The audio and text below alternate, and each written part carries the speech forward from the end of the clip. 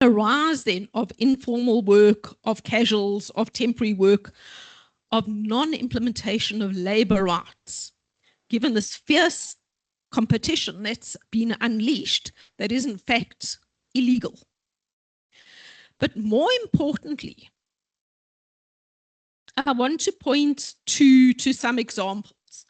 So just to make it clear, if we're looking at how it erodes companies' ability to engage, VAT South Africa, and I'm sure the representative could speak much more, but earlier this year said that it was only operating at 35% capacity due to the illicit cigarette trade. They then announced that they're going to close their facility. Now, this not only impacts the few hundred workers that are there and their families, but it impacts the entire supply chain. So it's not just saying, oh, well, BAT, there are a couple of hundred workers. It's what about all the people in the supply chain? BAT supports 100 South African commercial and small-scale farmers. They are put at risk. If we look at the estimations of job loss in the clothing and textile sector, we've estimated that around 200,000 jobs or more have been lost in the clothing and textile sector, primarily due to the impact of illegal clothing imports and counterfeit goods. So what and how does this illegal importation work? What happens with customs fraud? What does it include? And I want to just spend more time on the practicalities now, because there'd been quite high-level interventions earlier on. And I want to point out how it affects businesses, but how it often affects small businesses as well. The day-to-day practice and what we can do about it. So if we talk about customs fraud, it includes undervaluing imports. It's misdeclaring goods. Paying import duty may be on only a first part of the entire order and not the rest of the order. There is smuggling, there is round tripping. So there's an estimate, if we just take one case study and we look at China, and we look at China's export stats, what they report each year, compared to what we report as import stats. On average, there's a 35% difference. So it means that only 65% of what is actually being exported is being declared in South Africa. Okay. You'll say, for example, we've got an example of woolen suits that we had researched. It's quite difficult to track specific consignments because you don't get those details as labor or as business. But in this case that we found, woolen suits were exported from China. It was 1,385 in that consignment. The declared value in China was $36,000. The average price of a suit was $26 per suit. That's looking at the Chinese export data from China. When we come to the South African import data and what is put through on the invoices to customs here, we found a slight difference in the number of suits. That's less material. But the declared value, it was just under 1,600 that was being imported. So China says it's exporting 36,000 to us in this consignment. We are only able to record an import amount of under $1,600. So already you have to say, well, what's happened in terms of paying customs and duties on those goods? There's a huge difference there. The suit in South Africa was coming out at $1 a suit for a woolen suit. Now, somewhere we have to say, how can that be happening? How can a customs official see, even on the data that they're getting, that a woolen suit costs $1. It can't be. The materials alone, you couldn't even make pants for $1, never mind a full suit. So there's often this difference, and that's one of the things that we've got to try and address. But we've also seen people ducking and diving, never mind around what they're doing on the invoices, but misdeclaring goods.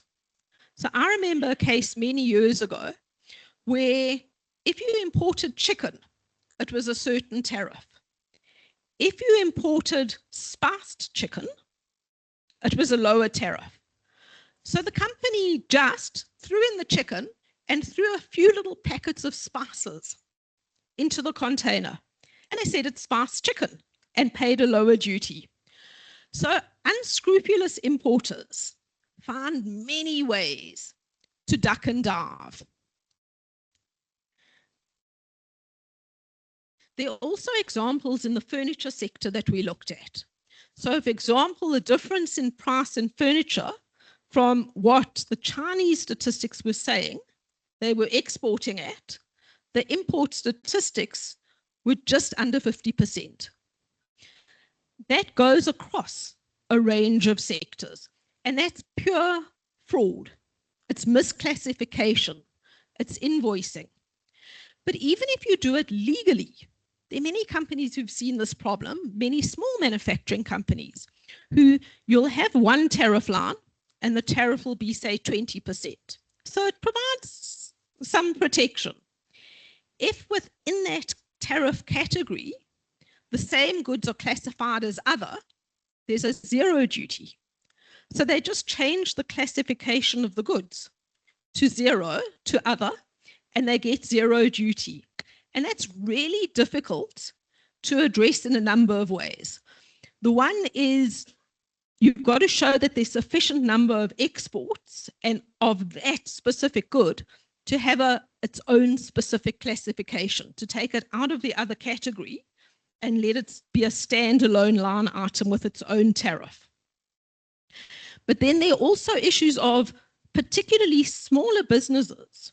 So some of the small toy manufacturers, small clothing manufacturers, small furniture manufacturers, product manufacturers are not able to go to RTAC and say, can we reclassify?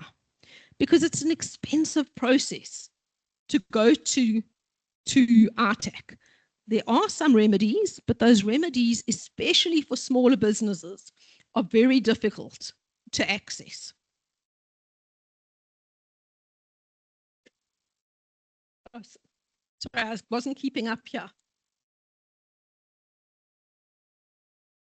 So if we look within what's happening around fraudulent, illegal imports of goods into South Africa, there are a number of key causes. And we came to the causes in detailed discussion between Labour, some government departments, and business to see what is actually happening in some of those sectors.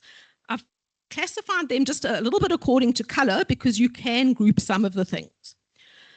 So key thing is that there's inadequate resourcing and capacity, including personnel at border management, including technology, but also, for example, around space to hold or check containers. Only about 1% of containers are actually checked coming into the country. And when you speak to government officials and you say, why are you unable to check more containers? They go, well, one of the problems is you need space to hold containers. You need space to unpack containers. In some cases, there just isn't the physical space to be doing more containers. But they're also scared in some cases because they see themselves as being at risk. If you unload a container and you damage the goods some way or another, you're liable. Many people, and I mean, will say, well, rather let me not do that. And we have to get around that. Of course, people can't engage in reckless behavior and damage goods, but we can't hamstring customs authorities from investigating and opening containers. There's also not sufficient scanners in terms of resources.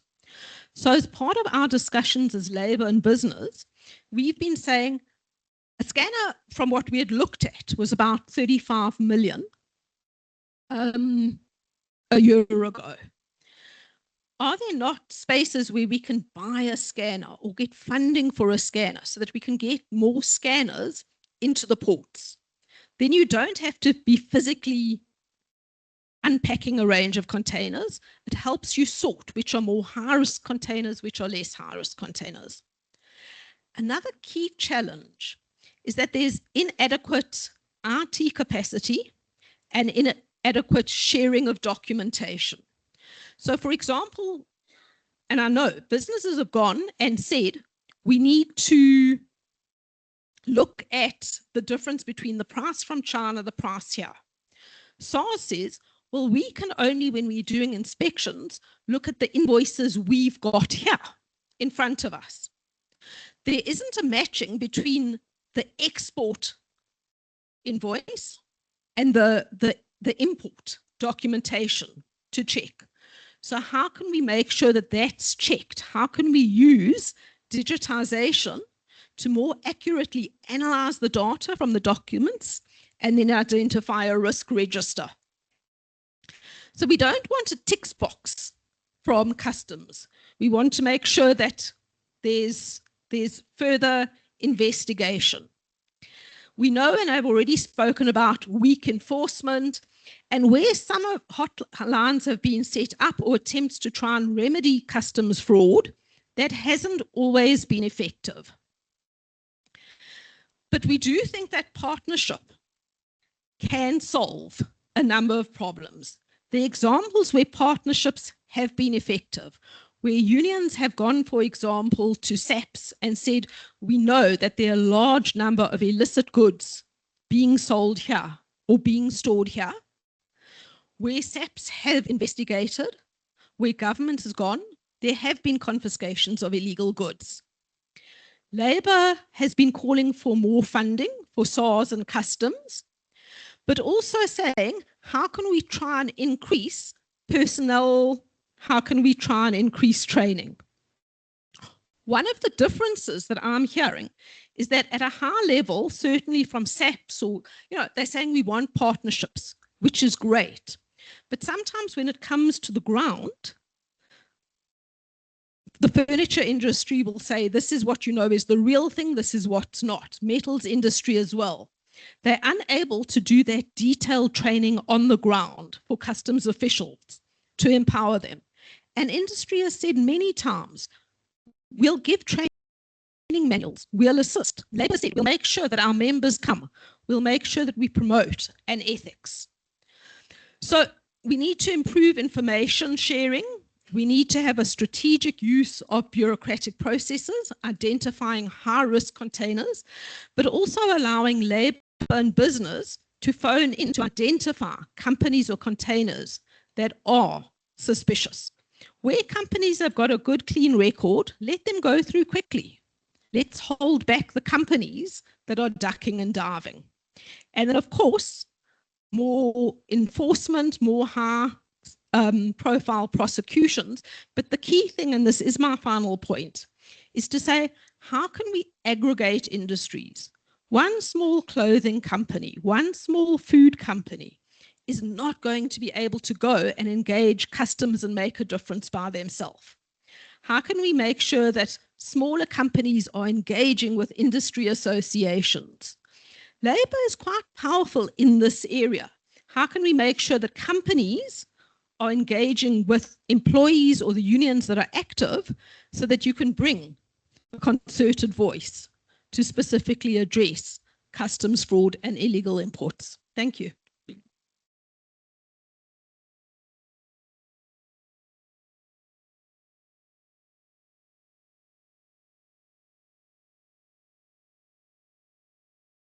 Thank you, Tanya.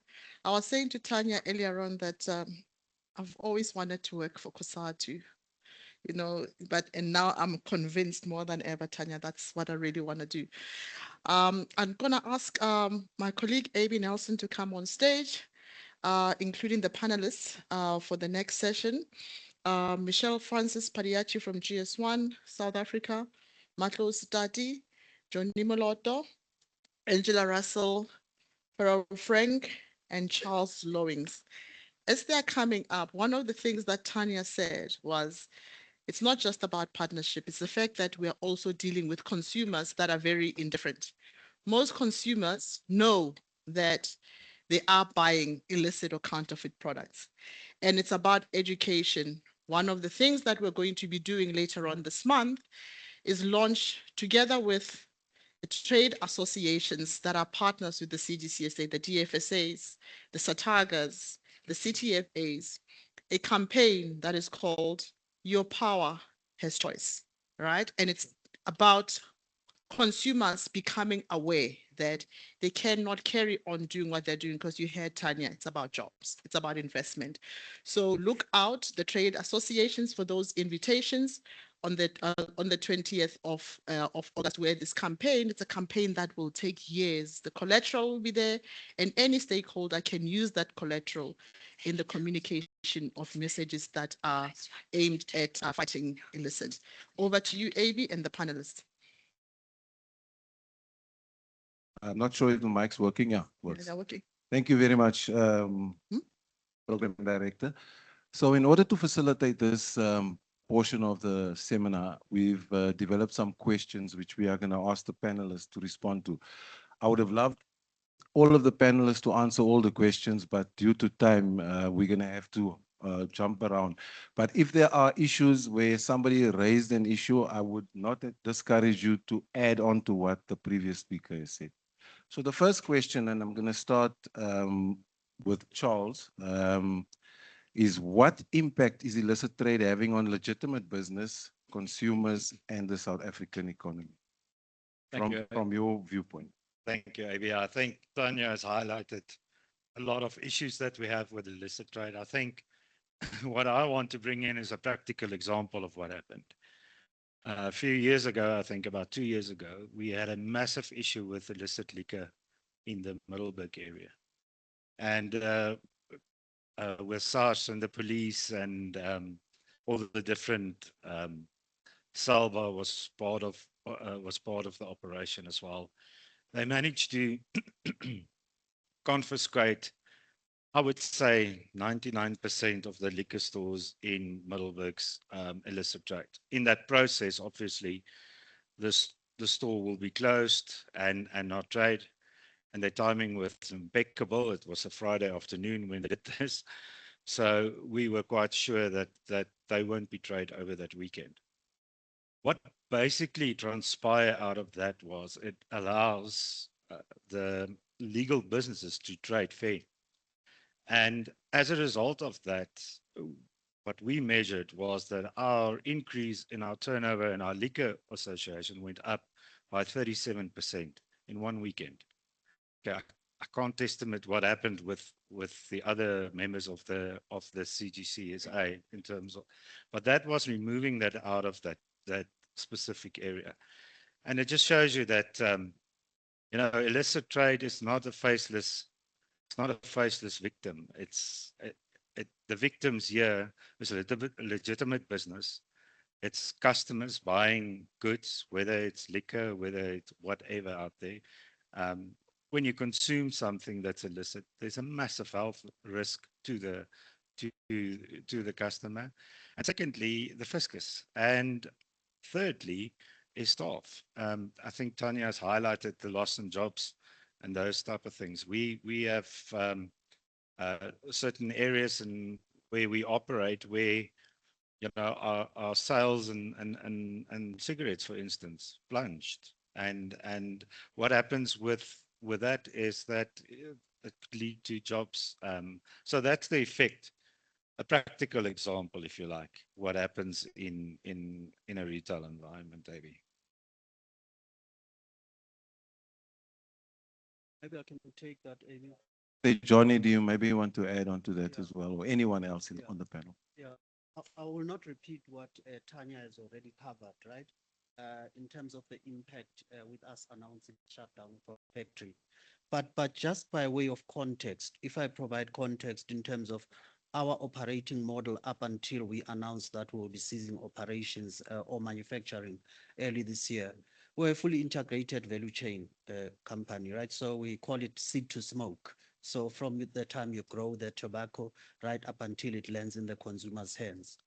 So it means that you have farmers that are part of that process, you have processors, you have manufacturers, which are ourselves in this case, then you have your distribution network and retailers, and your small scale traders as well in that regard.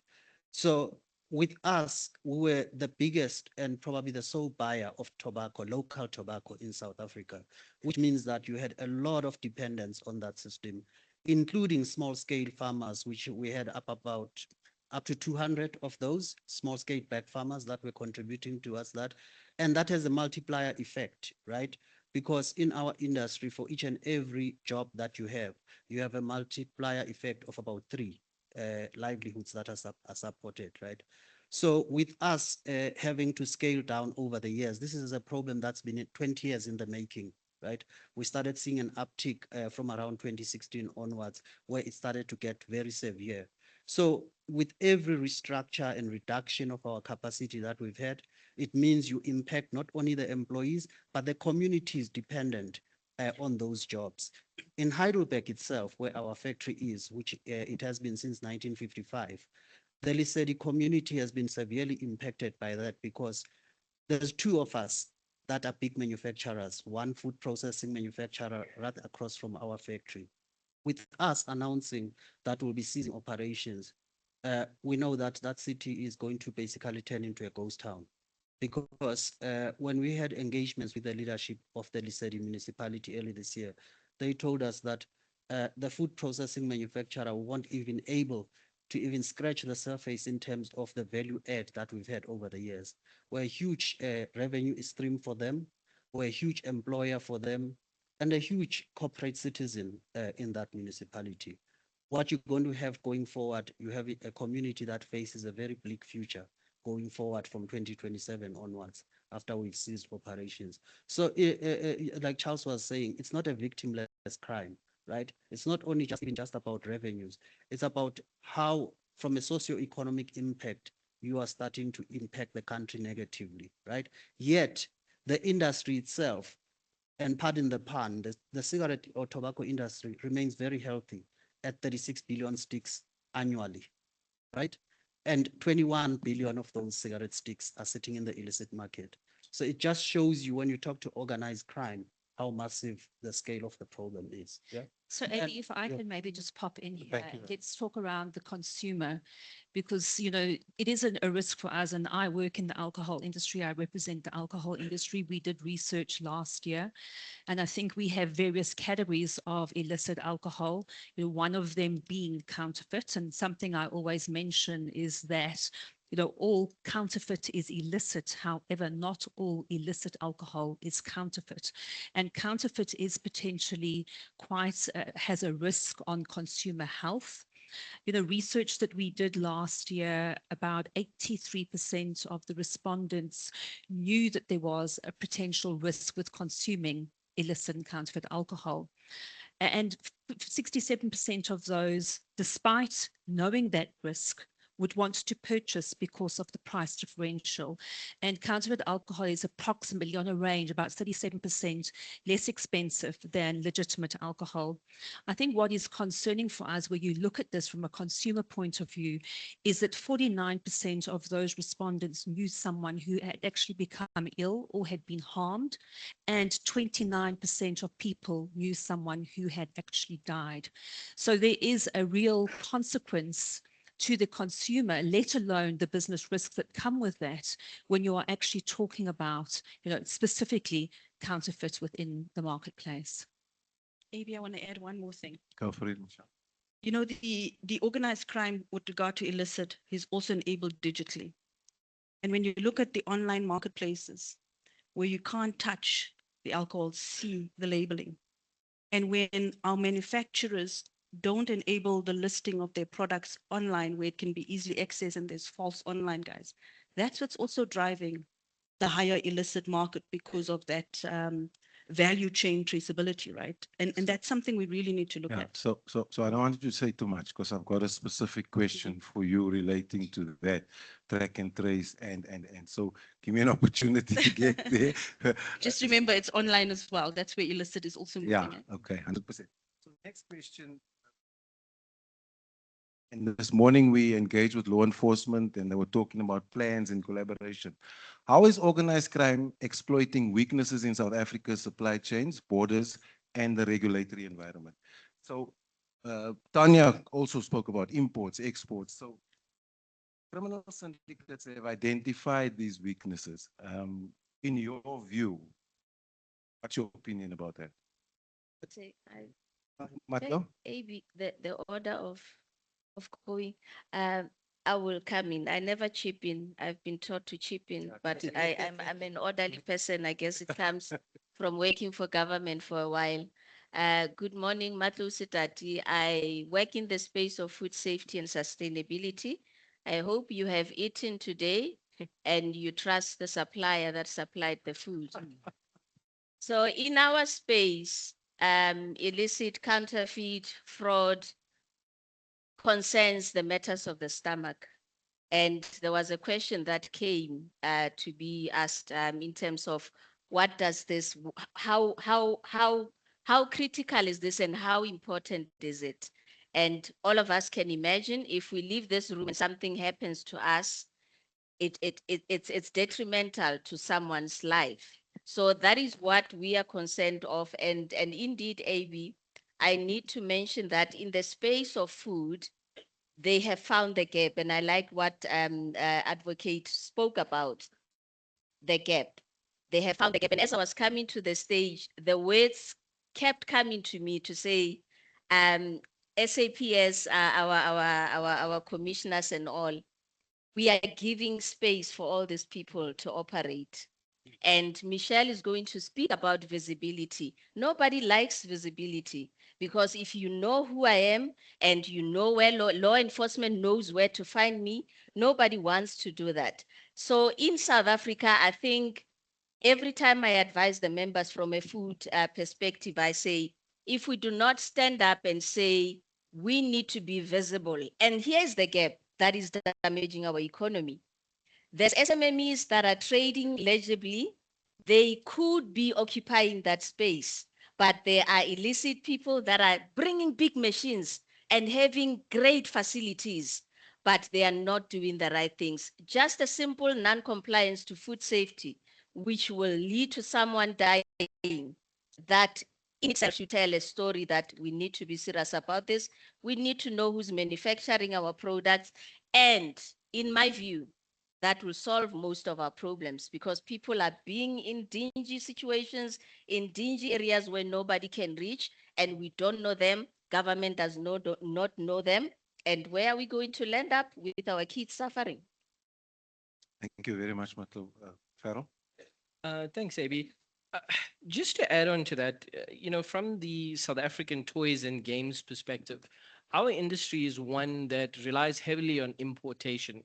There's very little local manufacturing that takes place. And the criminal networks have found a way to exploit our poor border controls, the issues we have with customs enforcement, because at the end of the day, counterfeiting and customs fraud are two sides of the same coin. They're both feeding the illicit market. Um, we spoke about the discrepancy between what's declared leaving China and what's declared in South Africa, and a 40% gap is huge. I mean, that's the approximate footprint, if you will, of the illicit market. We also don't have mandatory health and safety checks. And I believe that if we did have those mandatory health and safety checks at our borders, it would go a long way to combating both counterfeit and illicit goods. The last point I want to make is, one of the biggest areas the counterfeiters and those that sell illicit goods have found is the e-commerce and social media space.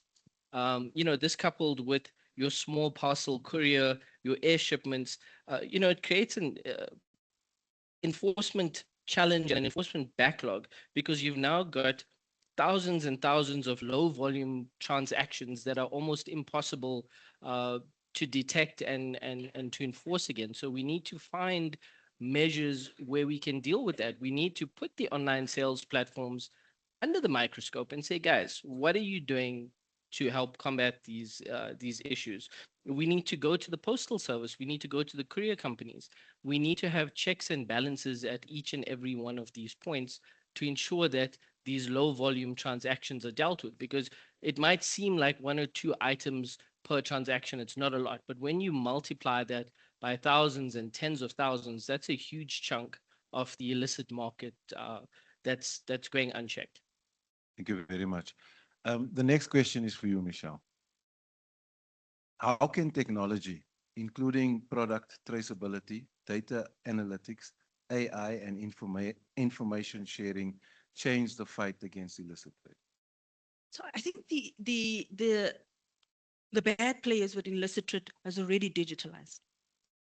What we are struggling with in our country, in my view, is we are not taking seriously enough the opportunity we have to ensure that we have the digital identity for that physical product that allows that toy that gets delivered from Amazon into the country, that is sold by a bad player, to be tracked, and allow that individual who's opening the parcel or inspecting the parcel to say, if it doesn't match on the registry as it what, I'm allowed to confiscate it and log a call with the South African policing services.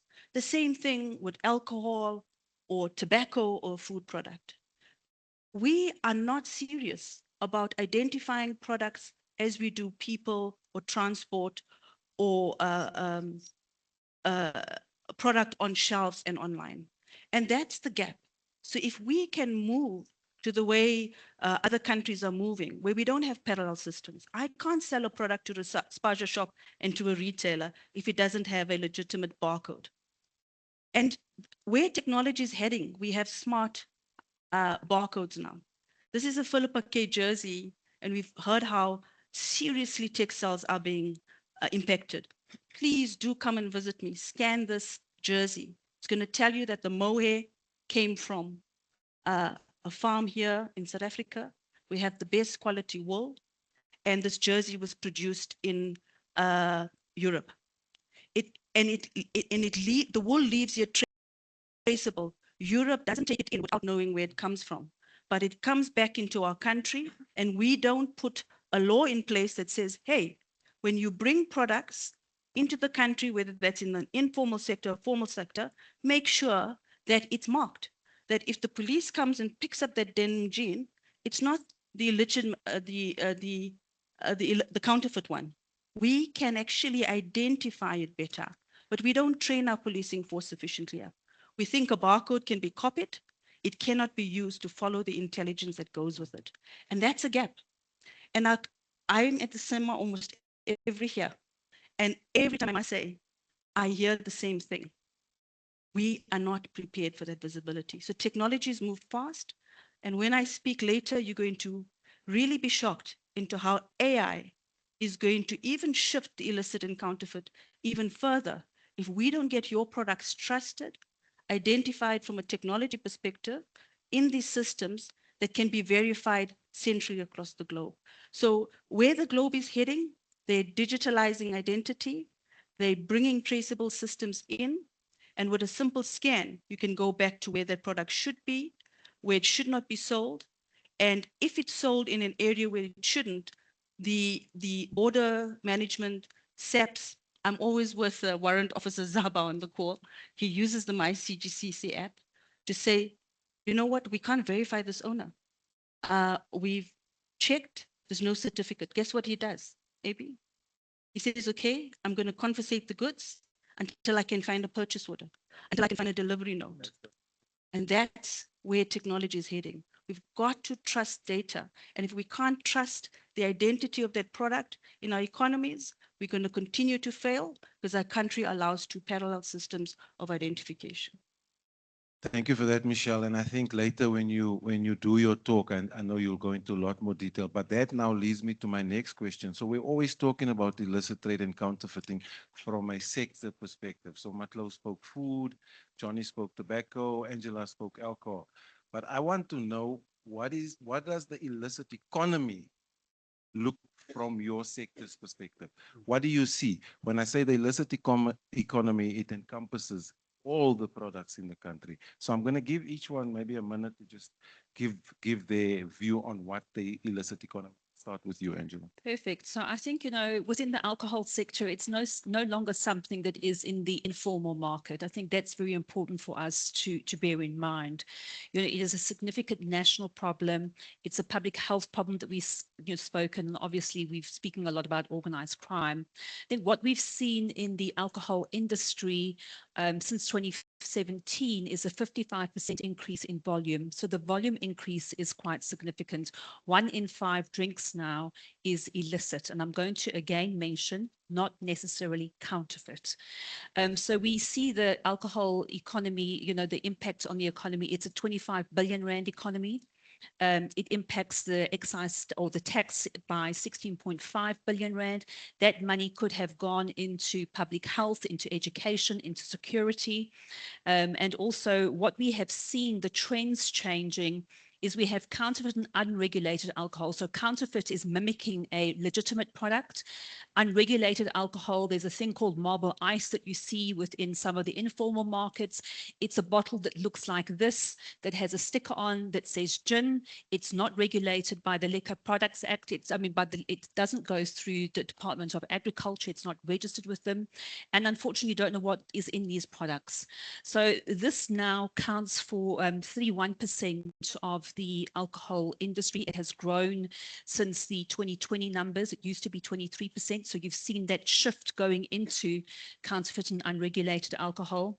Smuggled product, that's product that has potentially been hijacked, is recirculating into the market, is not getting the excise tax and tax paid, accounts for 23. And then we have products which we call tax leakage. It's a product that is, for example, registered as a wine. They pay the tax of a wine. However, they should be classified as a spirit, and therefore we are losing out on excise and tax revenue there. So I think, really it is a significant problem. And as seeing that, I think what you're seeing the narrative in the newspapers and the media at the moment is people are saying the alcohol industry's narrative around, illicit is something that we are just making up. And I think, Johnny's point, when you look at this is something that is growing, it is a problem. And we are seeing, as I said, health issues with related to it.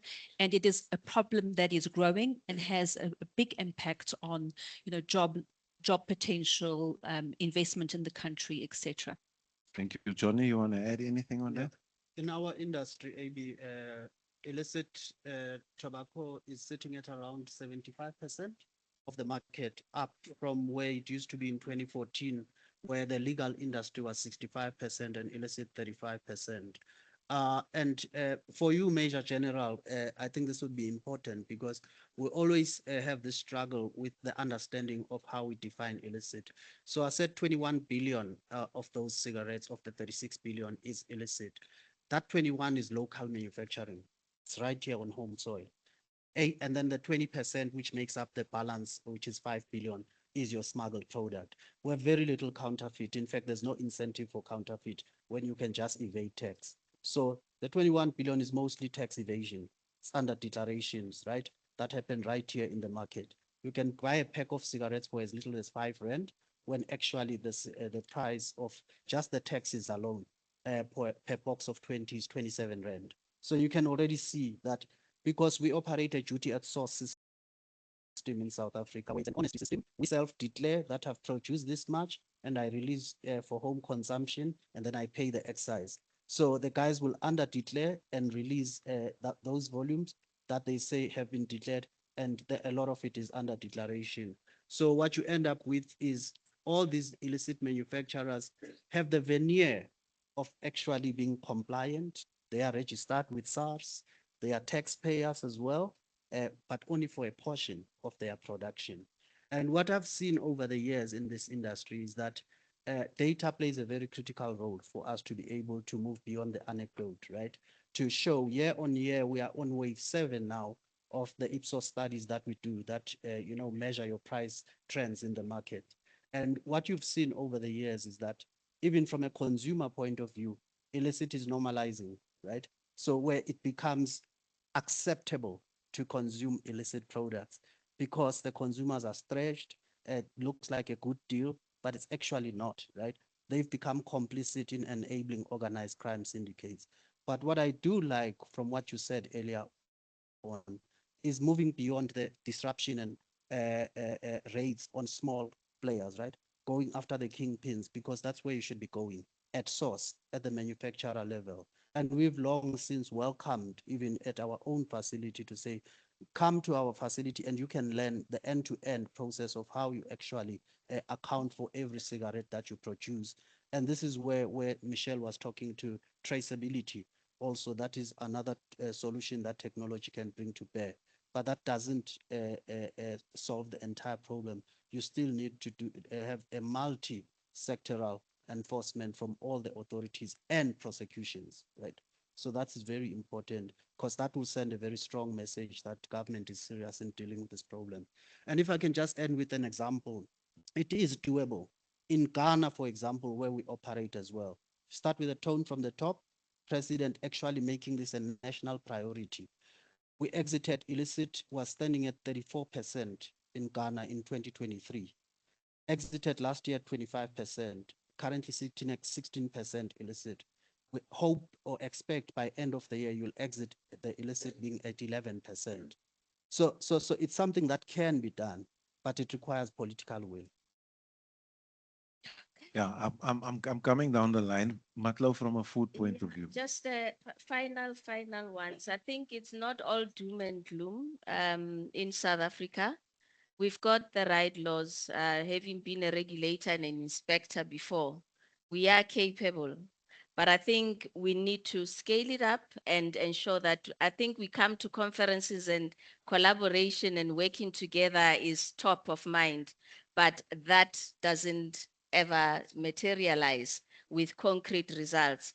So the message that possibly to the food sector is you need to equip yourself and equip your brands, because this is about brand trust. The minute a mistake happens, your brand gets damaged. And I think there's solutions that are available for us to ensure that we can be supported. One day we live in hope that all stakeholders will come together and we will ensure that this gets solved, because we know the benefits thereof. The Human Rights Commission is investigating the sector. And I'm like, why are you investigating legible people that are doing business? Why are we not targeting the people that are not doing the right things? Because they are the ones that are causing even the price scales to go up.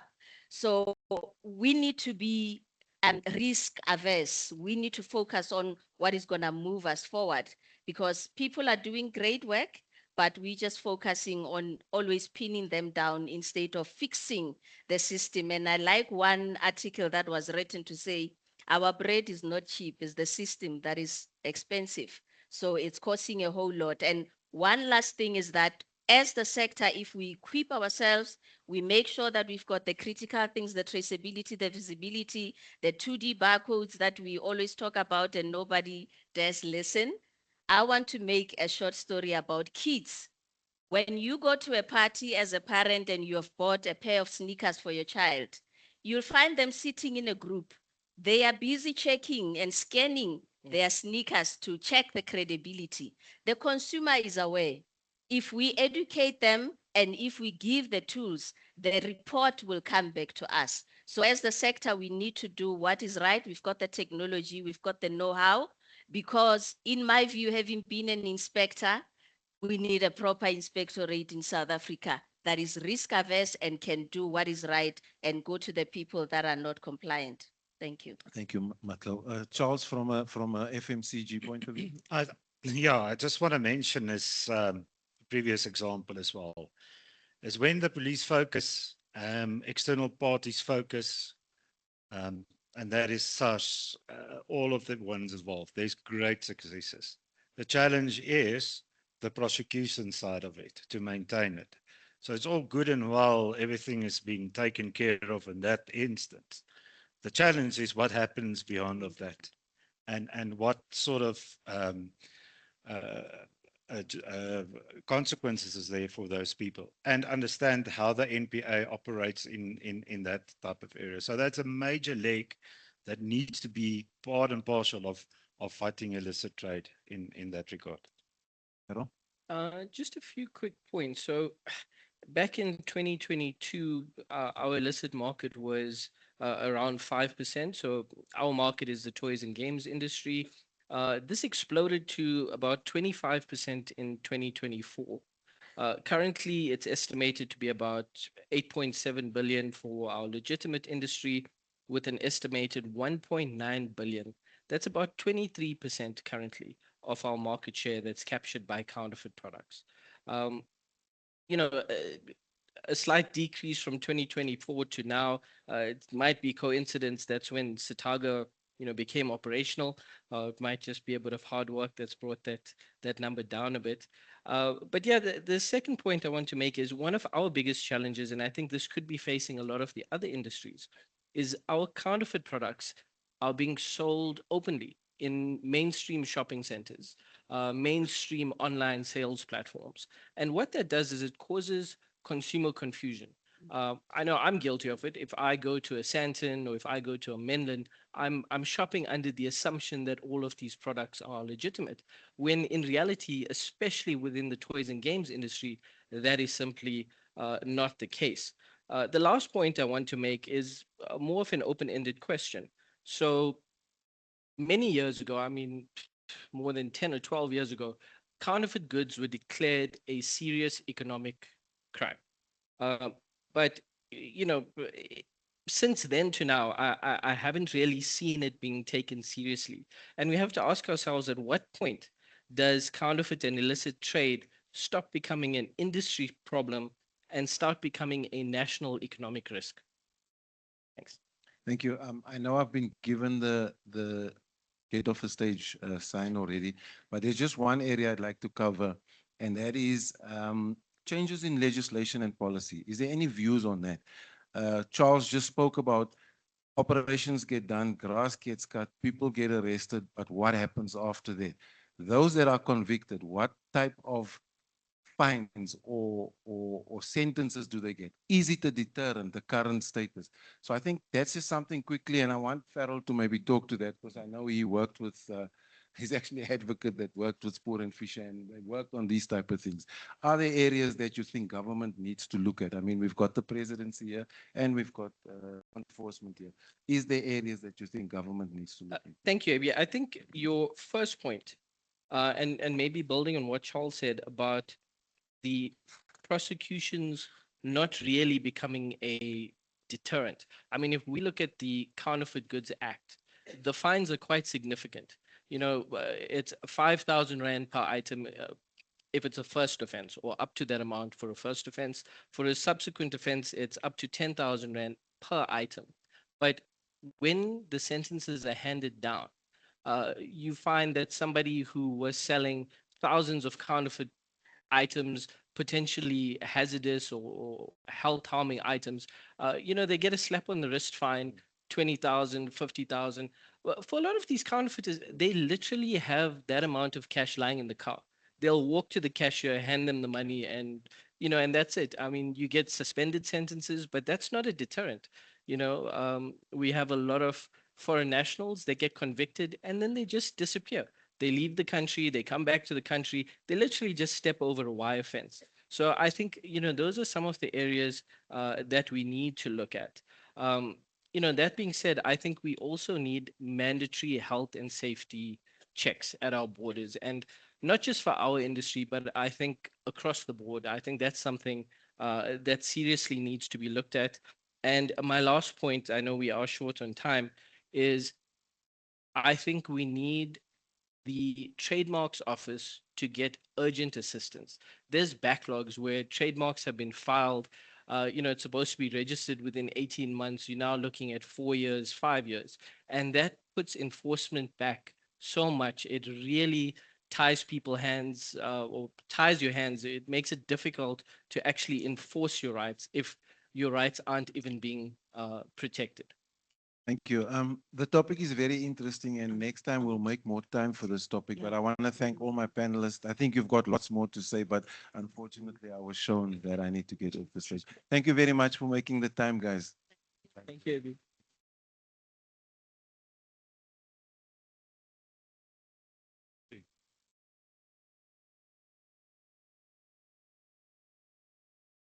Thank you very much for this very exciting session. We'll move swiftly along, and now we're changing gear and we're moving to technology. And it's all about AI and the future threats that we have. Can I just ask, show of hands, how many of you have got AI policies in your environment, particularly at work? Yeah, somebody said to me the other day, if you don't have a policy, it's like roller skating to work every day, and it's acceptable when people are actually driving driverless cars. So I think it's something that we actually need to gear ourselves for. Without much ado, I'd like to call Mark Nasila, who is the Chief Data and Analyst Officer at F&B AI Strategy. Mark, if you can please come.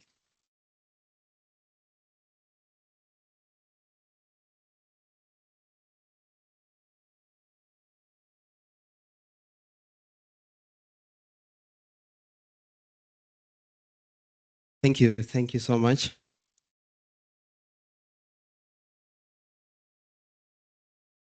Just waiting. Okay. They say the mouse and the pointer is one of the few things AI cannot fix. So you have to test. You have to test it first. So thank you so much for the introduction and the opportunity to join you here today, the Consumer Goods Council. When I was first approached to come and share with you about AI and how this technology is impacting everything, how it's aiding global crimes, how it's helping mitigate them as a risk. I was excited. I was excited because it's been an area of interest from a personal perspective, because I did my PhD studies over 15 years ago in how machine learning and AI can be used to mitigate financial crime, focusing on transactional fraud on cards. But what I learned is that the structure of the challenge across global crime, which we were facing at that time and we're going to face, is actually the same, the nature of complexity. And today, we've been talking about AI, generative AI. We've been talking about ChatGPT for about 3-4 years. And this is after the advent of ChatGPT. Before that, AI existed. But I think the human-like language has brought in a bit of excitement. But what we also do not appreciate, you'll see from the presentation, it's introduced a lot of dangers and complexity which you have to deal with as part of today's business. But it's very difficult to talk about this technology if we're actually not aligned on what we're talking about. So as part of this presentation, we're going to, talk about what AI is, how it works, and its global impact, including how it's empowering crime. So I'm not a criminologist. Crime has existed for a long time. AI today is just adding a lens to it that makes it fit in the digital world we're facing. How do we mitigate them? We'll talk a bit about how do you strategize, because everyone today talks about, I'm using AI. I'm not talking about going to ChatGPT and Gemini and saying, listen, you're searching for something like that. No, I'm talking about making it part and parcel of how you do business so that it can work for you, right? That's what I'm talking about. It's a short presentation, but I hope it will plant the ideas you require so that you can invest in it and think about it the right way. So when we talk about AI, we're talking about the science of enabling systems, processes, machines, simulate human intelligence. This could be making decisions. It could be identifying objects. It could be generating language. It could be translating language. So think about how you interact with the environment, you apply your mind, and you make intelligent decisions. That's how AI works. It's as simple as that. But to give it more context, we can't just talk about AI without talking about the other three, because you leave it hanging. It's like about talking about a human being and just talking about how they think. Yet we've got arms, legs, and a heart and a stomach, because we have to eat.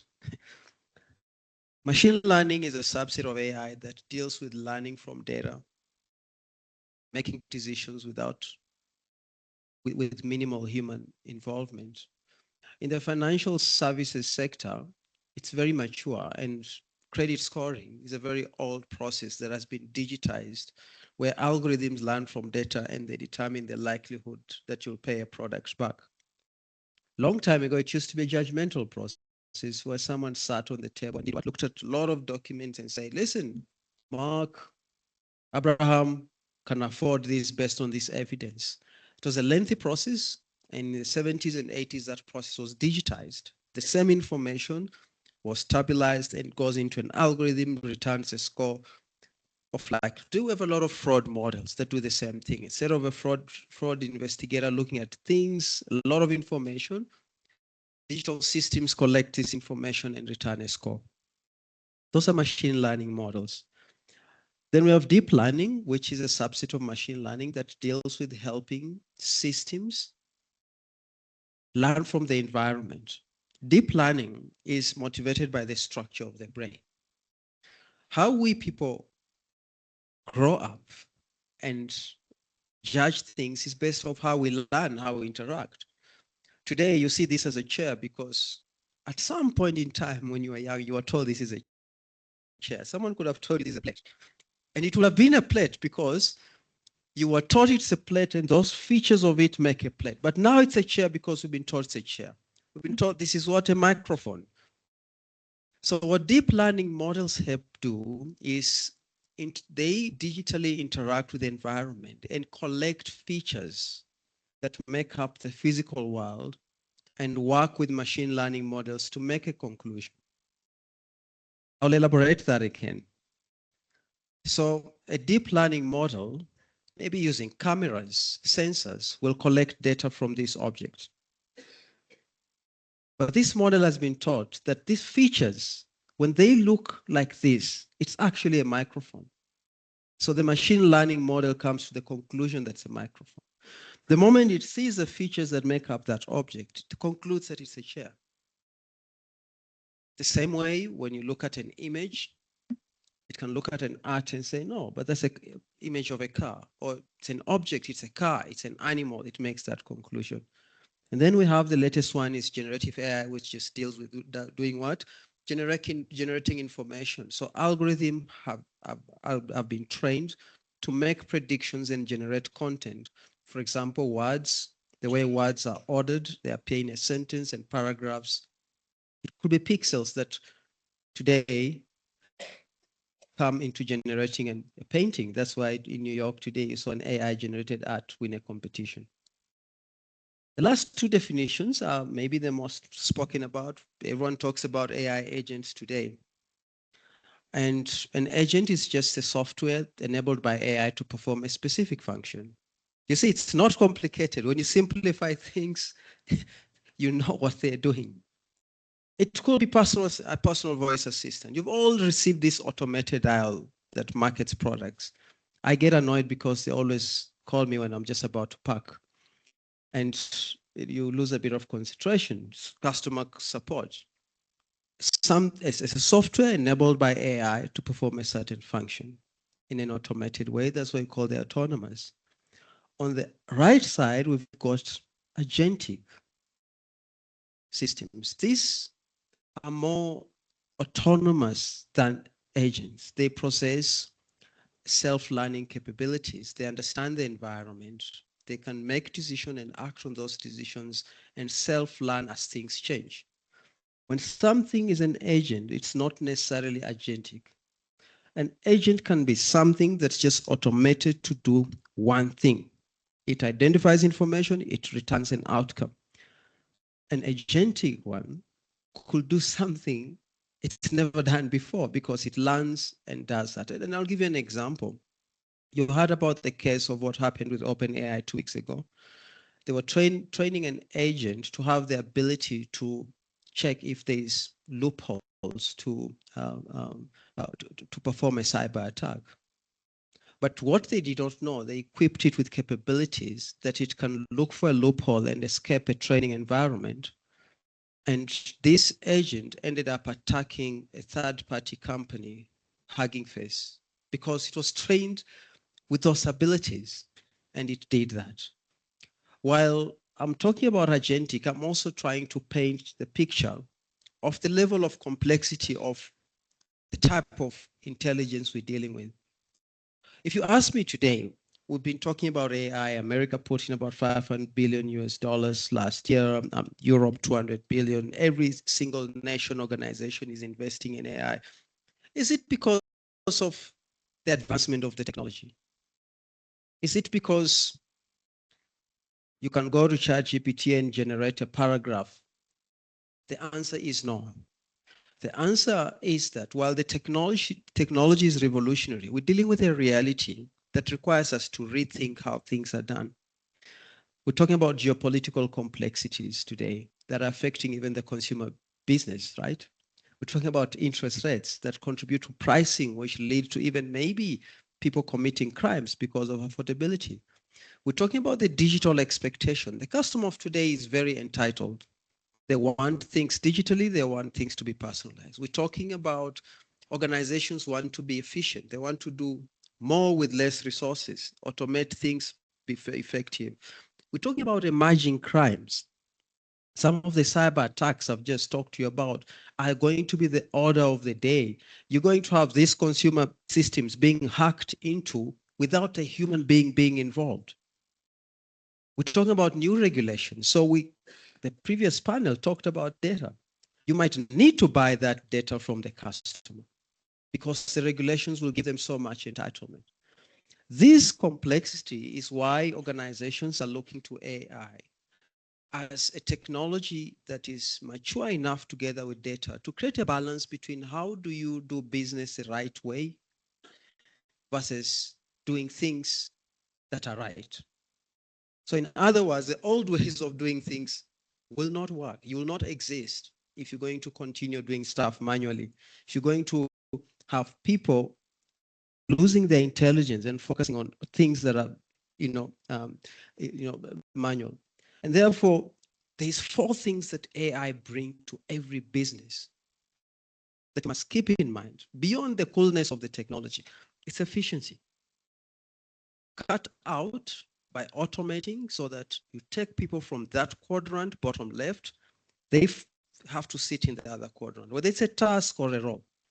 On the top left is effectiveness. These are tasks and roles that still require human warmth, humanity, like judgment, like decisions, and maybe salespeople, marketing, just assessment to make sure effective. Technology plays a role. On the top right is expert areas, investigators. These are very high expert, creative areas, but low empathy, where logic plays a role, data in where they leverage data as evidence on the bottom right. And then on the top right is innovation. But everything is intertwined because as you innovate, you introduce crime, you change the ways people work, and you end up seeing these 4 quadrants have to work together. while we've been talking about AI, it has already created expectation from, even before generative AI. AI by itself promised about 16 trillion US dollars. That is if done correctly. Then generative AI came, you see another 4.4 trillion. Why? Because traditionally in the ways we work, we generate information. We generate invoices, we generate, we search for people's information, we generate that stuff is what is adept for generative AI. And therefore, there's even an additional 70% increment expected from the fact that the people you pushing away from the tasks that require generation are being reused elsewhere to do tasks that were not done before. So you're almost injecting new money because people are now doing things technology cannot do. And this is an assessment. There's no shortcut to this. You have to actually evaluate your processes, the way you do business, the way you create value, to understand where are these opportunities. But while that happens, you also have to prepare for displacements in the way people work. And this is a study by Goldman Sachs. By just implementing AI at a baseline level, you're actually going to realize some 1.5 percentage point productivity. There's three things I want you to learn from this graph. On the right side, organizations that will have AI will definitely be more productive. On the left side, they will struggle to be productive. So consumer companies that will not use technology, you'll struggle to keep up demand, to come up with products that are superior. You'll make a lot of mistakes. You will be dealing with sorts of crimes that you can't keep up. But also you must make sure the process is humanized because you're going to have a lot of redundant people in your processes. So have a plan for them upfront. Don't have technology and people, because once they are there together and they're doing the same things, it's the easiest decision is to let a few go. But once you plan, I don't know, you know, who knows of IKEA? Yeah. So yeah, they implemented AI, and AI basically could do 70% of what their staff employees could do. What did they do? They already had a plan for what people were going to do. Instead of letting them go, which was the easiest decision, they created an advisory business. Today they created an additional $1.4 billion from creating a new business because they planned for what people could do. So that's the global reality. So it's not just about reimagining your business. You have to understand that the world is changing. People are going to act differently, and you're going to deal with complex forms of crime. While we looking at the value, the four quadrant value, unfortunately, technology is also being used to perform bad acts. We're talking about digital phishing, some of the distributed denial of services. We're talking about AI generated viruses. I just talked to you about one now that acted on itself. It's not that it did not exist. Previously, people used to manually send phishing emails. Now an agent can act on its own. It can wait there for months until you click on it. We're talking about brutal force viruses, which just keep on trying until the day you succumb to them. We're talking about social engineering attacks. And you know, human beings, we like things. We like things so much that it's amazing how South Africa is in the top 10 countries of the most fished countries in the world. So because why? We got money to spend. We want to buy things. Sometimes you buy, you know, and we saw already this during the COVID period where people saw COVID as a way, want to buy these masks and things like that. And they ended up spending a lot of money on fake websites, right? And when we talk about technology itself today, criminals always get first-hand access to the technology. So that ability to generate human-like text and paragraphs is already being used by criminals to create phishing scams and send emails to bankers, to auto-generate invoices that are very human-like, that even technology itself is finding it so difficult to actually detect. We're talking about deepfakes. The deepfake is basically just an automated generated feature. It could be a voice. It could be text. that resembles a human being. And they are so advanced that it's very easy to differentiate. One CFO of a company in Hong Kong was called into a Zoom call. He goes into a Zoom call and he logs in and there's a lot of people there. And one of the people appeared like his CFO. What he didn't know was that he was the only person who was a real human being on that Zoom call. And he was convinced to move 25 million US dollars. We had another CEO in Europe who was on travel. And it's amazing how they timed him correctly. They told him, no, move around $200,000. And the voice was very similar to his CFO, and he authorized it, and the money moved around. So you're all in the business of making approvals, authorization. You're going to see invoices, emails come in, and you're going to click on them. It's going to be impossible for you to do it manually when someone is throwing lots of them. You have to think about technology as a defense way of dealing with this type of offense. Synthetic data or even fake generated data is a big challenge today. So a lot of algorithms are trying to data on the web. 70 or I think maybe even over that is fake generated data, which is used to contaminate the web, right? You've got someone in your company who's training an AI agent how to process and create an invoice, not knowing that they're teaching it on some large language model that was generated on data that actually is not real. How do you mitigate against that?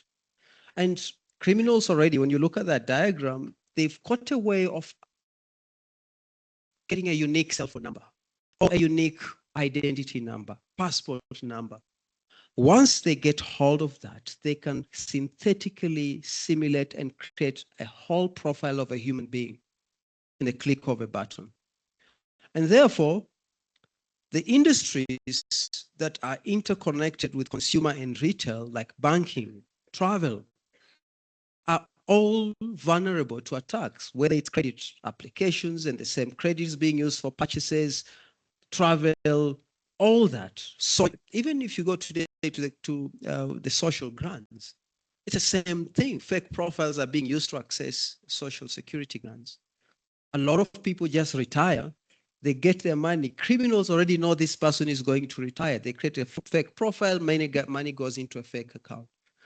This type of social engineering use fake generated. So synthetic data is information that is generated using an algorithm.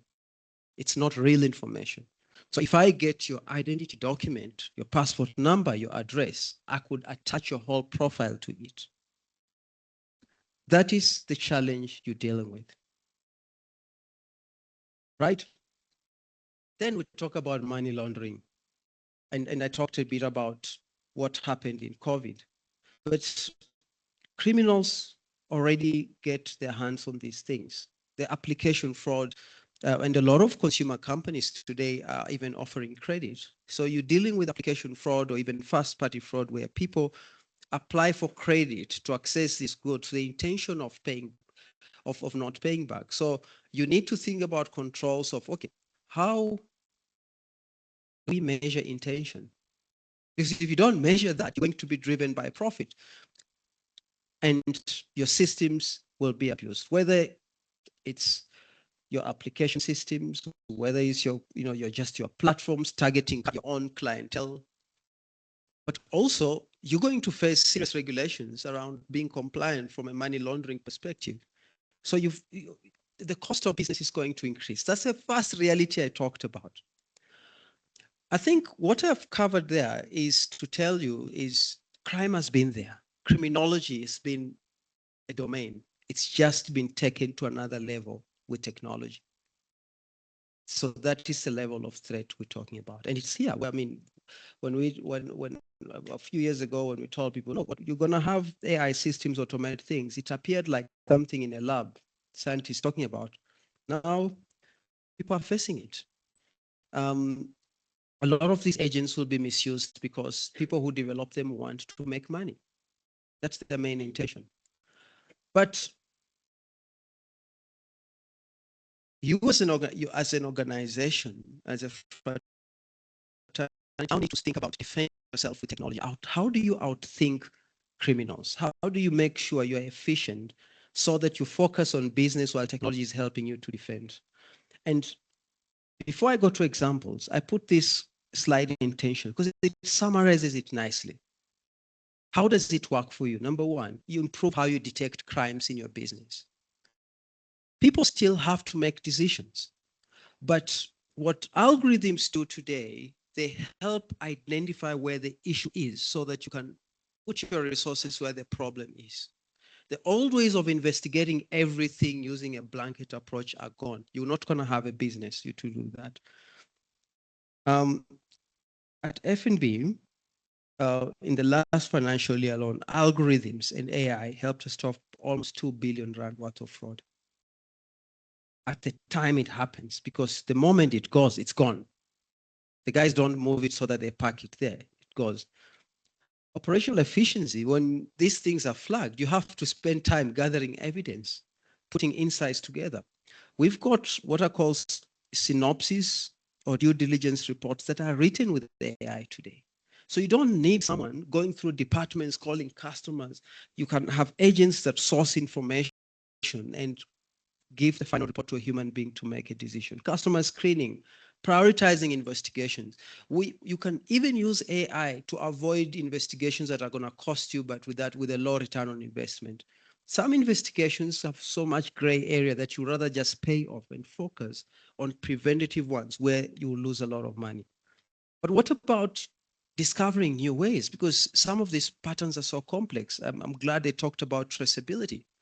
You perform a lot of transactions, millions of transactions a month. Are you going to trace things manually like this?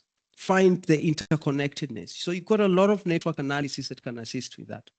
So when you look at the old ways of doing things versus new ways of doing things, look at the first old process where people scam the system. And then because you can't even investigate, you wait for your customers to call in. Oh, I've been defrauded. Oh, you have made this payment. You know what? You need to refund me my money. Customers are unhappy. Then eventually you even end up at the ombudsman, right? And these decisions are 50-50, but at the end of the day, your business has lost trust, opportunities. By the time you recover, boom, you're gone.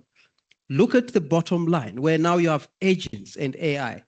They detect anomalies in the system, the way I spoke about. They inform you proactively, even before the customer knows. So it could be a goods that's suspicious out of behavior.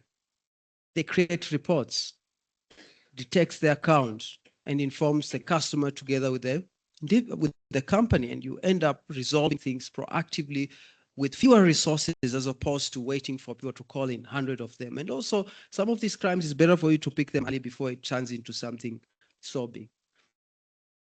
Money laundering and compliance is very costly. The first time we did, the bank has lots of regulations, things we have to check, from pricing and due plumb, verifying that you're doing business correctly.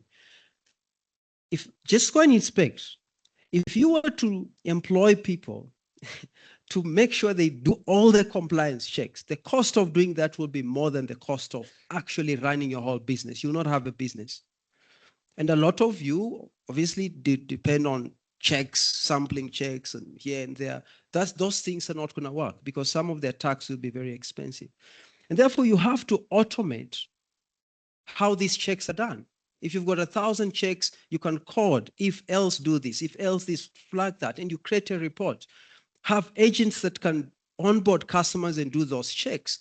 Do the ID verification to make sure, is this a counterfeit document? Is payslip legit? Is this bank statement a legitimate one? Does it make sense? Is it in line with that? That is what AI brings to the table. And people have to just be at the final end of the decisioning, the human review. What AI does, it brings accuracy, it brings speed, it brings what? Consistency.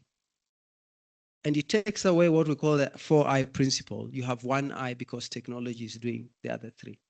And if you do that very well, companies have proven, you could actually save 70% of your resources. Take away 70% of false positives. Imagine out of every 100 employees, I'm going to get there now. 77 out of every 10 are spending time chasing the wrong thing. It's not effective. Numbers are quantifiable. If you look at all these images, none of you will believe that none of this is a real image. So by just looking at it, it doesn't make it safer. But what these algorithms do, they break this down into small pixels, and algorithms are able to differentiate them much faster than a normal human being. This is what AI does. So you don't have to just look at things in a manual way. I hope I have 2 minutes. 2, right? Okay. So I have talked about what AI is, what it does, the client reality. I've talked about how AI is making crime complex. I've talked about the role of AI in preventing it. How do you go about it? And I just want to give you a short framework. One, you have to start by making AI a value conversation. The example you see there is how a financial services will create value for its customers. You've got your own companies. If crime is going to happen, it will be within your channels and your platforms. Think about how crime is likely to happen. On the right side, invest in technology and data in the construct of how you're experiencing the crime. Not because a salesperson came to you and said, here's a platform, it can do this. The problem you're trying to solve for lives within your platform. So look for it within there. Don't rush to the technology and AI. The second part, data is the lifeblood of any AI system. Collect information within all the processes because that information represents events. And that information is the same information that will be used to do what? To help differentiate what is likely to be wrong and what is bad. So this is just a data governance framework. Describe it well. Make sure quality is monitored. Understand how data flows. Make sure that there's ownership. If this is your most valuable resource, you have to own it. The same way we own gold, agricultural products, have someone owns your customer data, your product data, all the channel data, and the meaning is aligned across the organization. Because if AI is trained on things that do not make sense, you're going to have outcomes that do not make sense. The second one, design what people can do versus what technology cannot do. AI is not a silver plate or something like that. There is limitations. The decision rule is that oversight, expertise, supervision must be done by people. Let the manual stuff being done by technology. Automate aggregating of insights. Everything must end to the human being. AI has a trust problem, and even leaders are struggling today. So make sure you establish governance frameworks from how you capture data, how you measure value AI is bringing, how you explain the decisions being done. Regulators and people want to understand what is technology doing today. Understand where technology fails. Don't just think it will do everything and rely on it, and keep your audits for what AI is doing. The second last is use technology to test your vulnerabilities. We have a lot of companies outside there that can test your system, your invoicing systems, your onboarding systems to understand what could go wrong and have audit trails, test them, try attack them before someone else attacks them, because the cost of that happening without your control could be very, very high. And this becomes the business as usual. Have cyber and fraud departments that are protecting and understanding what you're vulnerable to. But last but not least, please collaborate within yourselves. Criminals are collaborating. We have institutions that have university students studying technology on how they'll attack you next. So the silo mentality within companies, the banking institution, we're trying to work on that. I hope you also work on that so that you can have collective intelligence in making sure that you understand trends, you're able to outthink criminals and become much better. I've rushed to of these slides, but I think this is going to be a conversation that is ongoing. But thank you so much. Thank you very much. Thank you to Mark. Colleagues, we've come to the last presentation just before lunch. We will make up the time, please, so don't be concerned. The topic is crimes facing e-commerce, and we're going to have Vishan Naidu, from Take a Lot take us through that session. Over to you, Vishan.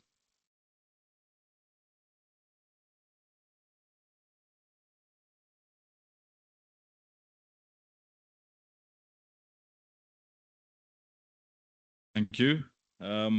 General, all protocol observed. I don't feel like getting charged for misconduct. It's quite refreshing seeing a lot of colleagues and esteemed guests of the security cluster here today. I've been privileged to be deployed into the risk and security field at a very young age. So please keep a straight face when I say to you that I just turned 21 yesterday. Okay, so there we go. So the traditional definition of e-commerce is buying goods online. However, there's key elements to it being B2C, B2B, C2C. It's no longer how e-commerce or whether e-commerce is growing, but it's if e-commerce is growing safely. Some of the, or how it works is digital storefronts pose as the customer's views on how they see the products. We've got online payments, and then we've got the fulfillment of that. So what is the global trends showing us? In the developed markets, you can see it's a matured market and still growing at roughly around 6%. The developing markets are growing at 35 to 28%. In 2025, we saw a 6.6 trillion revenue from these markets. When we go closer to home, SA has exceeded the 130 billion mark, and total retail in South Africa makes up 10%. The concerning part of this is 3% of that is suspected digital fraud. And the median loss for our customers is sitting at around 11,000. Skipping through, it's pertinent that I explain to the audience today the footprint of the Takealot Group. Most of you might think that Takealot is just the digital storefront, but we have a massive infrastructure behind us. So just the purpose, Takealot's changing lives through the South African lives in South Africa for the better through e-commerce. Quickly going to some of the national footprints, and this is where it gets pretty attractive. We've got 8 fulfillment centers totaling the space of 340,000 square meters. The risk and security teams in Takealot are responsible for this national footprint to instill and deploy security touch points through that whole supply chain. So some of the figures that we are proud of, we've directly responsible for 7,500 jobs, livelihoods to the value of 33,000 that we support, 16,000 marketplace SMEs. That's a very important number that we are continuously working with. And then we service just over 12,000 restaurants with our Mr. D division. And then we've got roughly around 16,000 independent drivers that make up our last mile. Some of the initiatives that the group is embarking on to unlock value in certain areas is initiatives, township initiatives, like the personal shopper, driver development, marketplace sellers. This is a way to collaborate with government departments to influence regulatory bodies to benefit the e-commerce platform and ultimately the retail sector. So when we talk about our risk landscape, we are faced with a multi-vector threat. The speeches before me spoke about cyber attacks. Cyber attacks, when experienced, it creates physical warehouse chaos. And the footprint that you just saw, if we have cyber attacks, it filters through that entire supply chain.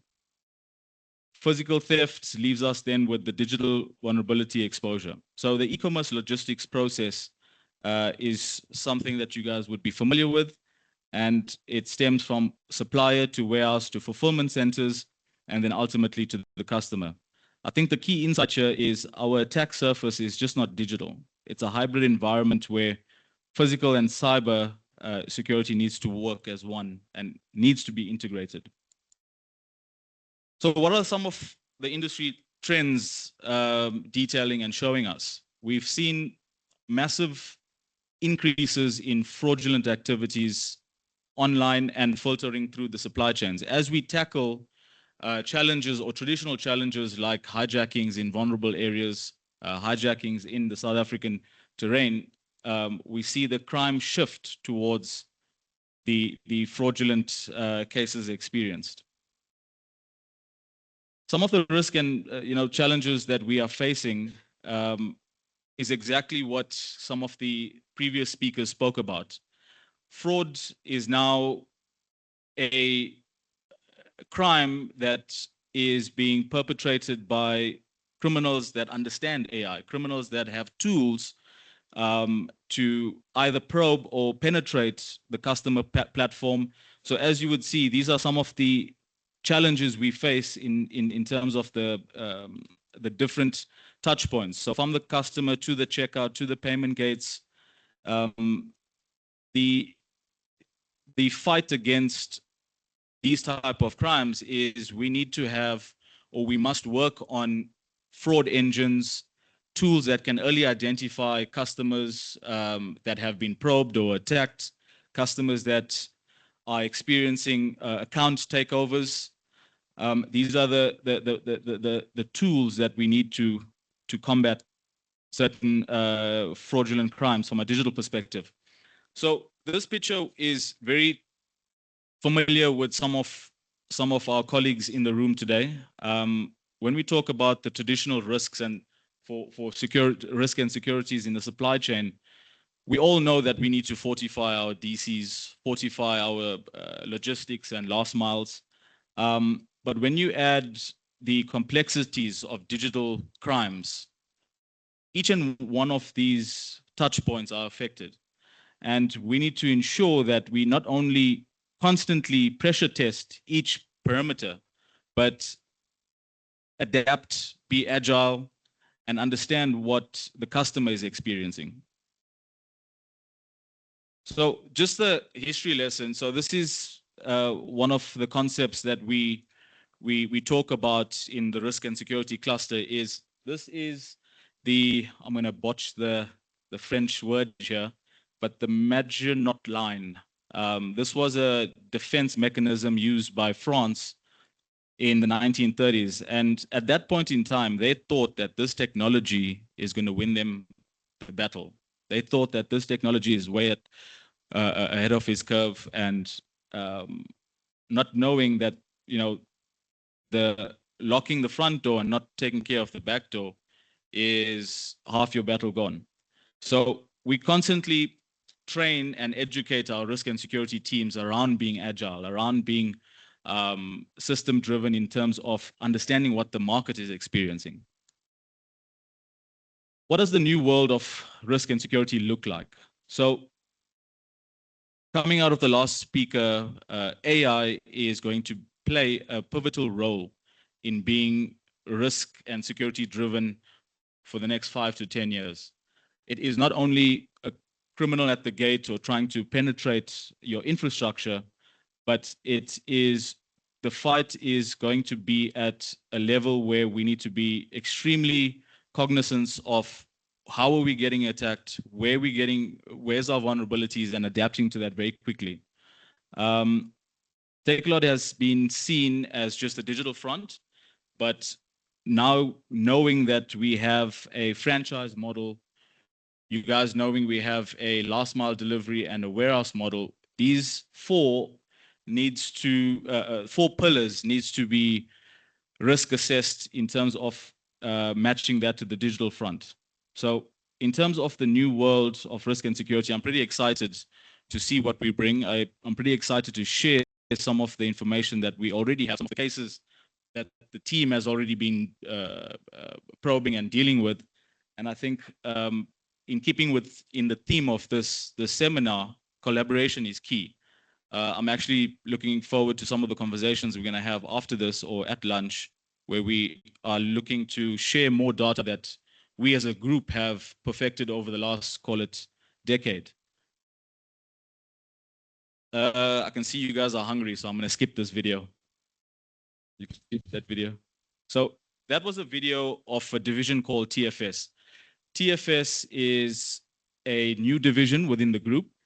We are leveraging what we've learned as the Techlot group in the previous years. And I must say, it is designed by risk. Francois Retief, our CEO, will state that for TFS to learn some of the lessons that we did to the traditional e-commerce, we are now able to provide 4PL services to the likes of other businesses, keeping in that risk model. So this is just some of the initiatives that we are starting and collaborating with CGCSA and Business Against Crime. I'm really looking forward to meeting with some of the retail and couriers after this session. And we want to share information. We want to be ahead of the curve. We want to make sure that you guys are equipped as internal risk teams. Often we are pressured by business to come up with a solve, come up with different risk and security mitigation. And being isolated as risk teams within the business, you can feel alone sometimes. And what was refreshing from the start of this seminar was we think we are alone, but just looking at this room, there's power in numbers. So I'm really looking forward to collaborating. So what are we asking, and what value are you getting as partners with us? It's really sharing information throughout the entire supply chain that I've shown. We have been able to really touch heavily on facial recognition. We are able to use our footprint and capture those criminal elements that face not only the Techlot group, but I'm sure the other brands that are sitting in this room. And we as South Africans, we've grown up with the brands around the table. And the last thing that we want to see is those brands go out of business. So keeping within the time, just to reiterate the first quote from our local hero there, in crime, we have a common enemy. Criminals depend on their survival on finding refuge with the very structures of society on which they prey. So we as a risk and security community, whether it's internal, whether it's service providers, we can be challenged in isolation, or we can fight the fight in our numbers. I thank you.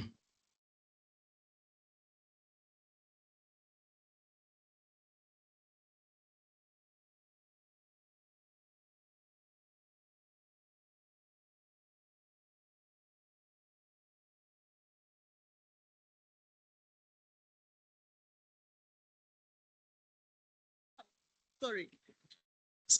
What's the use of this then? If you know what I'm saying? I've been wearing this all morning, so I could have actually had my pretty face without this thing. So I thought, so thank you very much, Vishan, for that session, and to Mark in his absence. It really is great to know that AI and technology are not here to steal our jobs. I hope Kosatu is still here.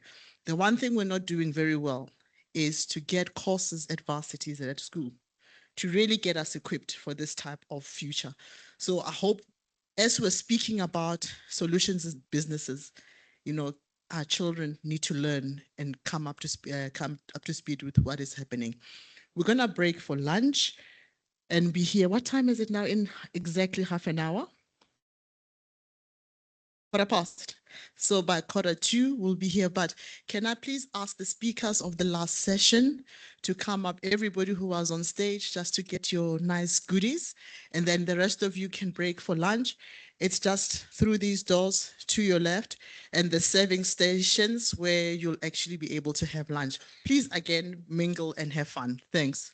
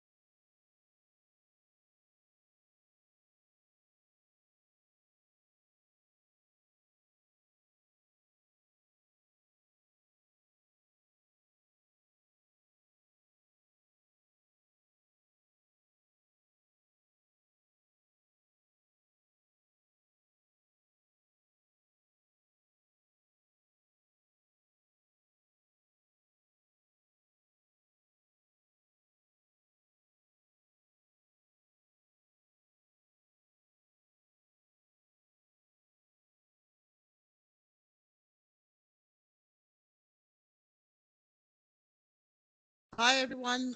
Thank you for coming back. Can we all please settle down? I thought if I don't start, because I see the networking is still happening, but sorry to interrupt that. We do need to get along with the program. Thank you very much for, again, an insightful morning this morning. I think we all heard the message. Partnership, collaboration, tackling things together and addressing the challenges of enforcement, of technology, of traceability, and us getting to roll up our sleeves and not saying it's not me, it's the rest of us. As we move to the second session of the program, I'd like to call upon Nuno Pires, who will talk. It's the executive dialogues on crime in the retail sector. Nuno will speak to us, and thereafter there'll be a panel discussion that Dr. Wright will be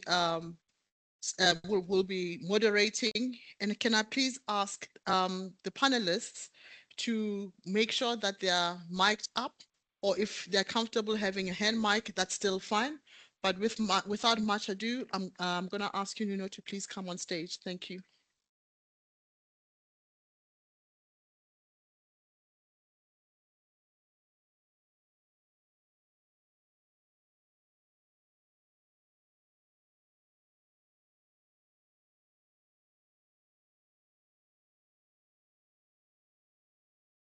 Thank you, Newa.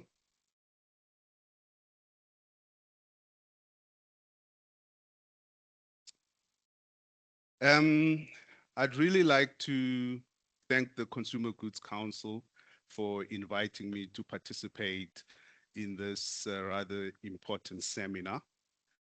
For those that don't know me, my name is Nuno Pires. I head health, safety, and security for the Pick and Pay Group. When we look at all the presentations that have been flighted, you can see that most of them are saying that security or crime is not just a security issue, but that it is more a business issue, it is a supply chain issue, an employee safety issue, and a customer confidence issue. And I think for us, we know that retail sits right in the front line of society. Our stores are deeply embedded in the communities that they serve. And I think with that, we know that retailers are the most vulnerable when it comes to crime and how they get affected. And I think many of these actually resemble the economic, socio-economic situations that they are in. And I think criminals use this as an advantage to be able to exploit retailers in those environments. But we also find that our visibility basically gives us opportunities, because these are the areas that we want to get to. These are the areas where we believe that our customers would require our visibility. But with that visibility, there comes a risk. Apart from just your crime, you know that these retailers are also being affected by civil unrest. Every time the communities feel that they are being underserved, these become pressure points. Retail stores are the main stores, areas that get affected. We've seen this in the 2021 civil unrest. The biggest part that was destroyed was retail stores. So I think that looking at retailers' visibility, you would expect that retail would be the most affected, but also would be the one that has the responsibility to serve those communities. We saw in 2021, after all has been said and done, you had food shortage And it was again a call to the retailers to make sure that food is made available. But we see that crime is evolving. 20 years ago, criminals were opportunistic. Criminals were basically isolated incidents that we were looking at, and we basically had people doing crimes in local areas. But today, we're talking about something more different. We're talking about syndicates. And I think there's been a lot that has been said, and I'm not going to go into too much detail, but what I think was quite evident is the way in which they operate. They use technology, they are highly sophisticated, and we know that they now operate across multiple provinces. And with this technology-enabled crimes, we know that it's even now international. So we're not dealing with just incidents here, but now we are dealing with actual networks. And the parameters have now expanded. We know now, historically, security was really about looking after a store and making sure that everything around the store is secure and safe. But that has now changed. We know that retailers have to look after supplier chains. They have to look after digital platforms. There were conversations about e-commerce and what's the impact of e-commerce. We have to look at distribution centers. And I think when it comes to understanding how these parameters have changed, you now see that actually the criminals actually follow the product from the source to the customer. And this is evident in most industries. But I think we have to evolve. We have to do things differently as retailers. So the threat environment in retail basically sits in two areas, the physical area and the digital area. And again, here we see that, there's actually new threats that are coming up and old threats that have been there, but are now more sophisticated because of syndicates and because of organized retail crime. And I think for us, looking at the digital space, we do believe that actually that's where the biggest threat sits.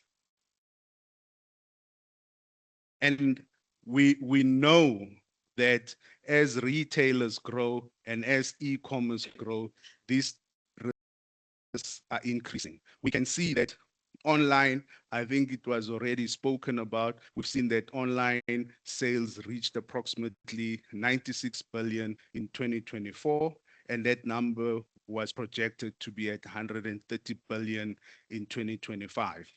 So this is really an opportunity for retailers. And I think that's the way of the future. But that brings along with risks as well. We have seen an increase in terms of fraudulent transactions, fake online stores, delivery thefts, couriers are being ambushed.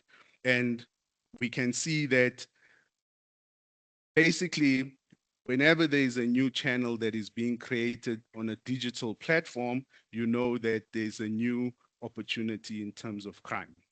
And I think retailers are constantly trying to catch up with what they are bringing in terms of innovation, but also making sure that they keep it safe. So organized crime, what are we seeing? We're seeing syndicated. It's no longer just that one incident that we are talking about. We're seeing syndicates that are organized, that have infiltrated supply chains. We know that there's goods that are moved in huge quantities, and these are part of the goods that end up with these illicit trades and counterfeit discussions that we are having. But again, we can see that online there's a lot of resale of these goods that have been intercepted. And the reality is that these criminals use intelligence, They have the resources. I think somebody mentioned that basically they have the money sitting in the car, they're able to pay themselves out. And I believe that is where retail, that's the reality of today's criminal. They basically collaborate and make sure that they get, someone mentioned the word that it's actually an I think it's the advocate here, that it's an operating model, syndicate crime. That's how sophisticated and organized it is. So one of the biggest shifts in retail is obviously the convergence of digital fraud and physical fraud. And basically we can see that when you look at fraud from a digital point of view, it creates, or physical fraud actually creates digital fraud and vice versa. So criminals are not choosing one and neglecting the other. They use both of them without distinction. But what is the real cost of crime? I think we know that at the end of the day, when we sum up, we look at what the cost of the lost goods are and how much it cost us. But we have to go beyond that. We have to look at what's the cost to the people. What is the cost to the communities? And I think most of today's conversation was around that there's a real cost that is sitting with businesses where they have to put in security measures, where they have to pay for trauma counseling, where they have to basically pay higher premiums for insurance.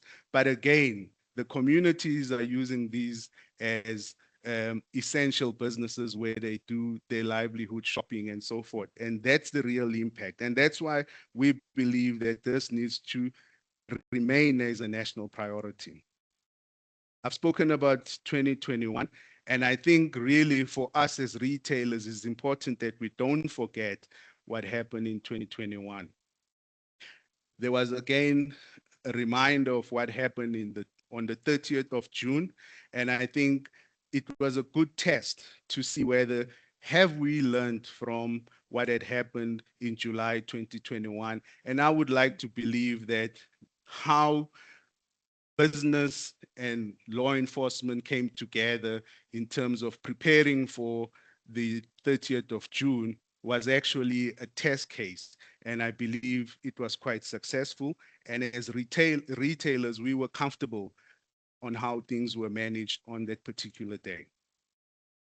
So I think this is really where we need to be asking ourselves, is to say, we can see that organized crime has evolved, the tech has evolved, fraud has evolved. The real question is really, are we preparing ourselves for today's criminals or tomorrow's criminals? And I think I'll hand over to the doctor who will then ask the uncomfortable questions. Thank you.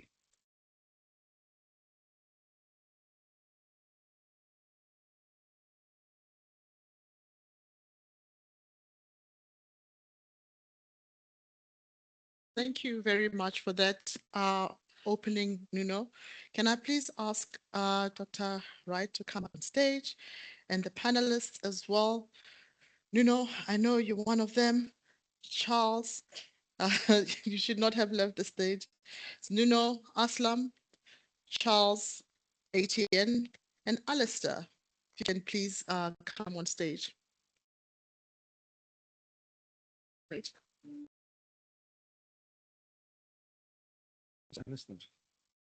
Thank you. We're going to spend the next 30 minutes or so just unpacking this area a little bit more. Just want to welcome the invitees here to share with us. The way we've structured it is to we've asked the panelists just to consider a few questions, and then we're going to just do a round robin of going through that, and then open up for questions also from the audience as well.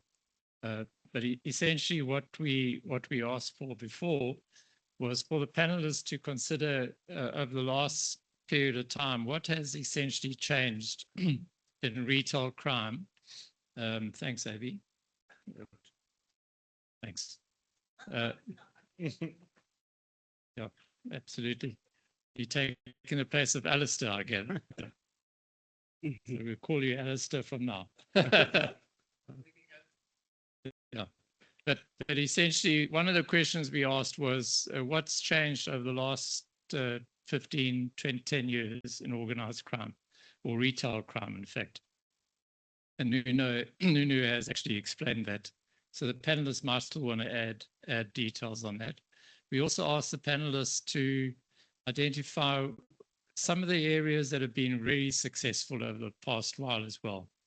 And typically that might involve technology solutions. And I know Charles at SPA has done a lot of work on facial recognition and related matters as well. We've also asked the panel to identify those areas that should be improved to improve collaboration, not only within the retail industry, but also between the retail industry and other industries, and also between government and the retail industry as well. So what are the key things that should be addressed? And I'm sure the general might be interested in just asking some questions around that as well. The other issues really were around what is the primary issue that should be addressed in the next 12 months, so that when we come back here next year, we can at least say that we've addressed this or that issue, so that we need to be quite specific about what intervention is required to actually take us to the next level. So those are some of the questions that we shared. And I'm just going to ask the panel just to give their views and thoughts. So we'll go through that. And then afterwards, as I say, we'll open up for questions and then come back to the panel as well again. So perhaps, Charles, would you be happy to start? And then we'll come back to you, Nunu, as well, because you've already shared already. Okay, thanks. Okay. I want to address the effect of technology within the security environment. Again, we started with 5 years ago with a facial recognition project. How it worked is we identified where's our highest risk stores and we installed facial recognition in it. The system is running for the last 5 years, and we've seen phenomenal results out of it. I think what's important to note is the fact that technology assists the current security environment to be more effective, more accurate and quicker than we used to be. So just to give you an idea, we actually have the stats here. We currently have in the vicinity of 285 hits a month of criminals entering our stores. There's a monthly upload on a database of around about 200 arrests, which could be vary from shoplifting, credit card fraud. It's a various type of things. So on. I think the important thing here is that technology must assist us to prevent crime. And there's a process when there's a robbery or an incident where we have the guys in place to do the investigation to get those evidence. And that's very important to do that. But prevention is one thing where we're lacking a bit. And how do we know that the customer that walks in there is really a shopper and is not exploiting a situation type of thing? And that is exactly what happened in this environment where we are. We would be able to assist the police. Nunu talked about shoplifting. Shoplifting is a minor crime, but the syndicate side of it is massive. And then assist the police saying, well, this guy's not only stole here, they stole 15 other places as well. You go into court, you empower the authorities not to treat it as a once-off, and you get more out of it, and obviously better results. We also opted record staff on our systems, and third party companies that works in our stores. That would be outside merchandisers, security companies, cleaners, whoever comes into that environment, because they all play a part in internal crime and internal theft, and that also assists us a lot to make sure that when person A is caught in Pick n Pay and he comes to Spar, for instance, as an outside merchandiser, that we be able to pick it up. Or even within the group, the person in Bloemfontein wouldn't know if the person in Johannesburg will caught. So that in preventing crime. One of the things we're lacking, and that goes to your second point. Can you hear me? Yeah. Okay, let me plug myself in. Yeah, that's better. No, we can hear you. I think I just want to say is that technology is seen as an expense initially, but if you can measure it, it becomes an asset. And I think that was the bridge that we had to cross in our environment, because we always see a security person or who's out there as an expense, but what is your return on investment in terms of that? And over the years, we've done it. I've just looked at it now. We had 8,000 hits in 2 years of criminals walking into our stores, where we prevented a situation. Not necessarily arrest him there and there, but prevent it. If you know which person you need to follow or which person could be potential a problem, then you prevent those crimes in that regard. The challenge that I want to put out here, and we've talked about it almost the whole day, is collaboration. And I've been in a lot of meetings with a lot of people within our organizational retail, whatever is out there. As collaboration is something that we all say and we feel good about it. But once that meeting is finished, it's not been seen through. So we say we're going to work together as an industry, we're going to do this, and we really, we're on it, man. We're going to get these out.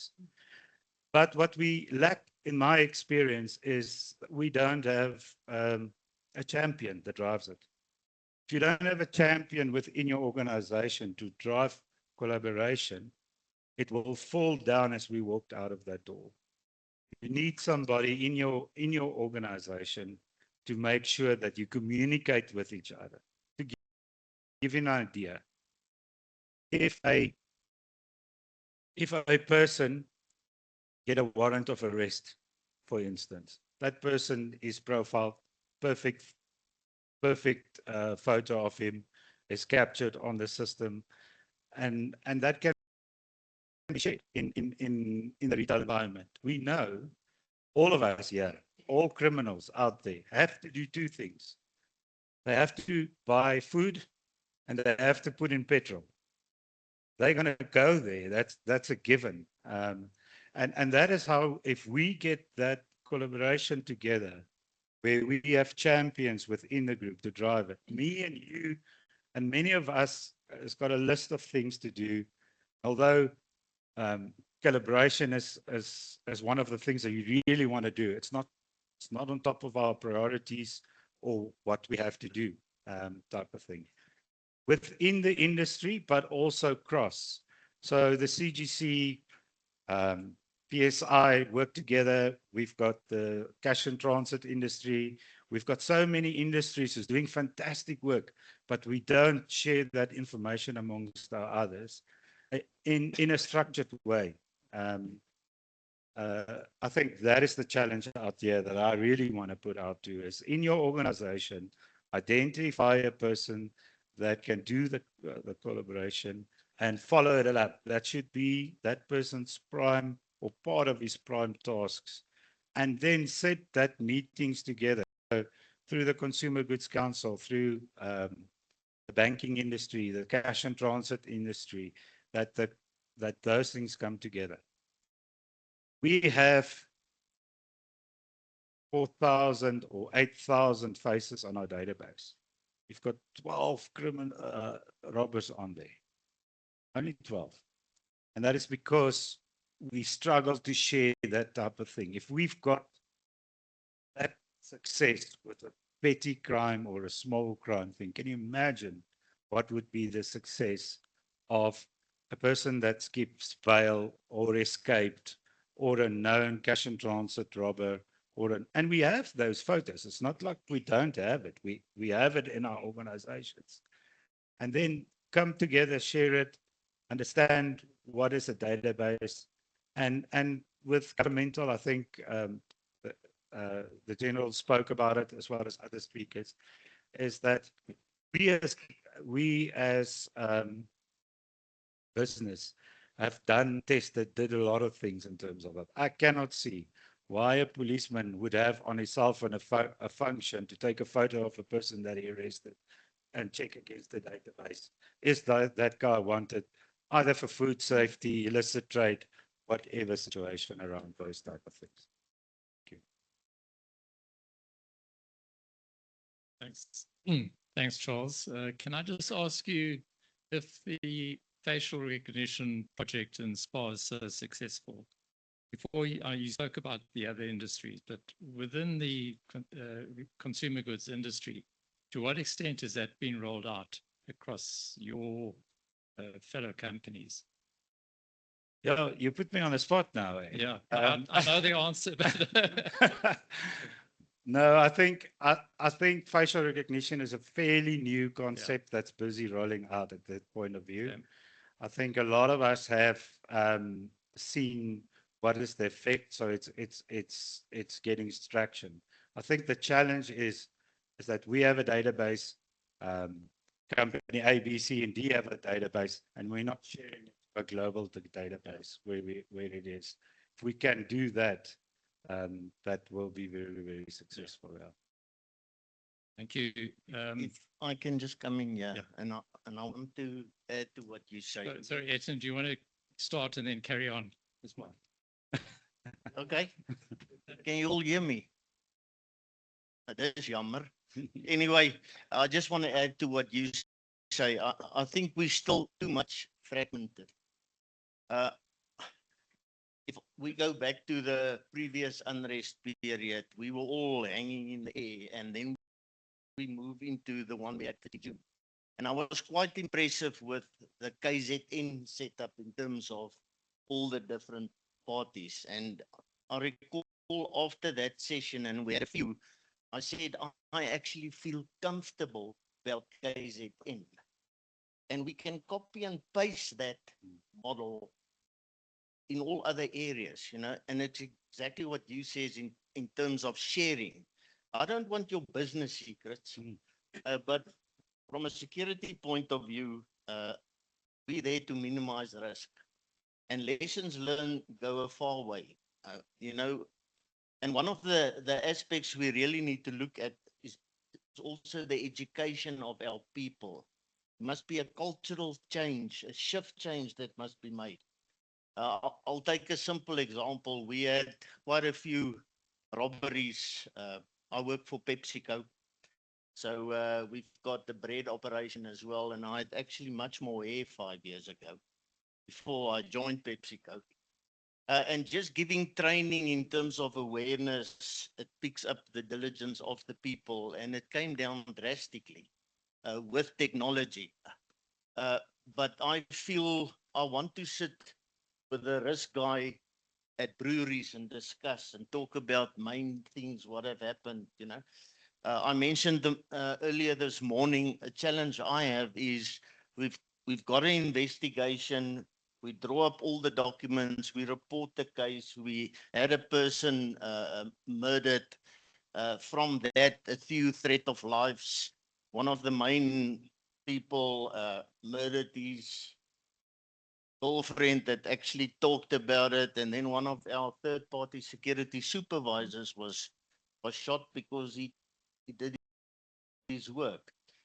And we don't get feedback. We don't want to change how the investigations are done, but we just want feedback because that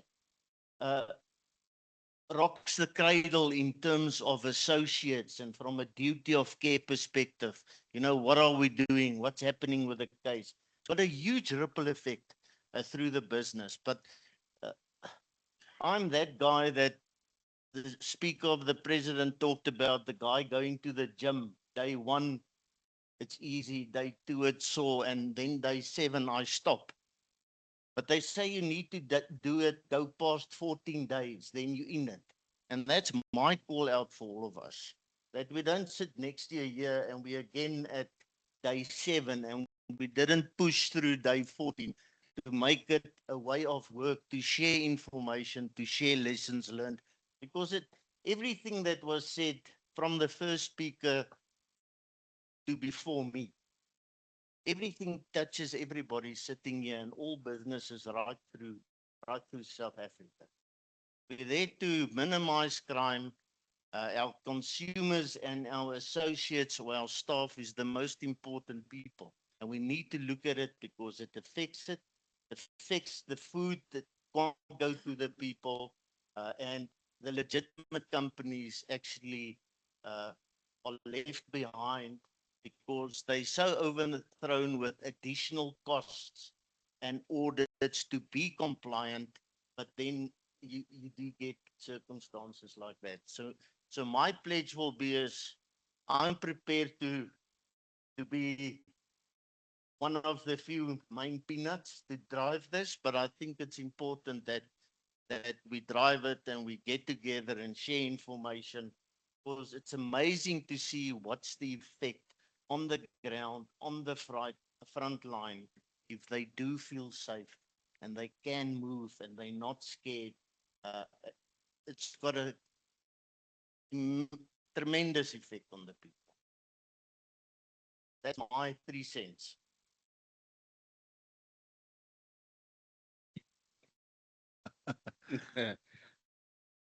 Alistair.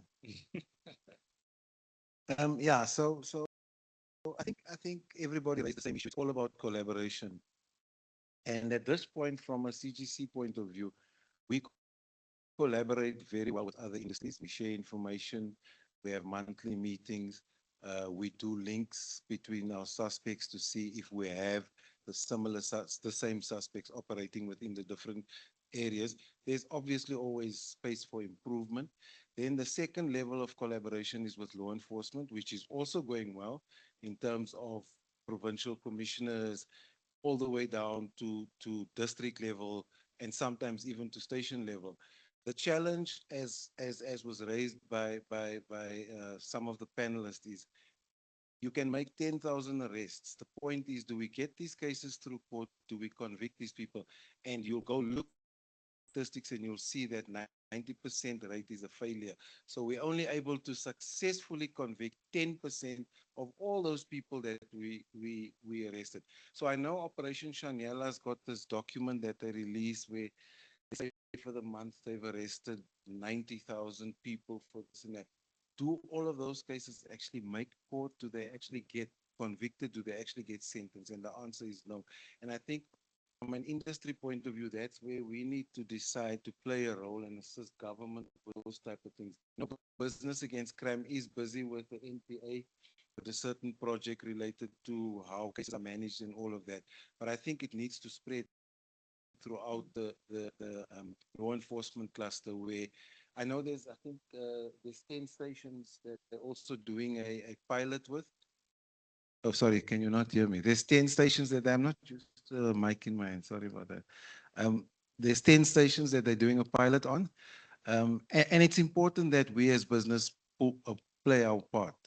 The third aspect, and I don't want to preempt what Advocate Du Plessis from Business Against Crime is going to talk to, is the establishment of that anti-crime industry forum, where, as Charles indicated, where everything gets brought into one, and your photos go there, your everything goes there, and then it gets loaded onto the different facial recognition systems, and then we'll start getting even more hits than what we're currently getting. The idea is to bring all the industries together. The idea is to identify commonalities, and the idea is for us to work together. So collaboration is happening, but it needs to be enhanced. It needs to be improved. And all of us sitting around here are the people who should be coming with proposals and ideas as to how, as business, we can help government. The truth of the matter is, the general said it this morning, SAPS cannot deal with crime on its own. It needs business, it needs labor, it needs the community. It needs all of us to assist. And that is why, from a CGC point of view, we've created some reporting platforms where we ask people to report. And that information we forward on to law enforcement. Every bit of it that we get goes to law enforcement. What they do with it is kind of out of our hands, but we ensure that they are kept abreast. We also try and be proactive by providing proactive alerts, alerting our members within the consumer goods industry with regards to possible threats, possible marches, possible shutdowns, so that you can then organize your operations accordingly. But it's work in progress. There's room for a lot of improvement. And I think the call that I've heard from everyone that spoke so far is that we all pull together and see how, as a collective, we can help mitigate the crime in this country. Yeah, I think from our side, the biggest threat that we see now is really around cybercrime. And I think South African retailers are not yet at the space where they openly share these attacks. And I do believe that some retailers have been tested. The extent, which is what we still need to know about. But if there was that one thing that you asked that we want to work on, I think that would be that, in terms of all these partnerships, to say, how do we really deal with this threat? I mean, we know of international retailers like Marks and Spencer that had a cyber attack, and it's open as to what the impact is. So we really don't need to go far to understand what the impact of cybercrime would be to a retail business. They talk in the region of 300 million pounds that were lost between May and August. That's a substantial amount, right? And if you can imagine that that happens to any one of the retailers, be it Pick n Pay, Spar, Checkers, ShopRite, are they really ready to deal with that type of a thing? Again, you hear Jaguar Land Rover in the UK, they were also attacked. And what these criminals are doing is basically getting into their digital platforms. In the case of Marks and Spencer, where they actually they had to shut off their digital systems, and everyone had to go and do their work manually. So replenishment was affected. Card payments, contactless card payments were affected. Online shopping was affected. And as retailers, those are the things that basically runs our operations. And as we were saying in most of the presentations today, that there is a massive growth of e-commerce. Every retailer is trying to grow that space. But I'm not sure that we are actually thinking about what would we be doing. So our capabilities around dealing with this threat is quite important. And I think as a retailer, you really got to have to ask what your capabilities are in terms of dealing with any threats that has been identified. And I think really you need to start thinking around how does the information that you have in terms of what AB was saying, how does that get shared?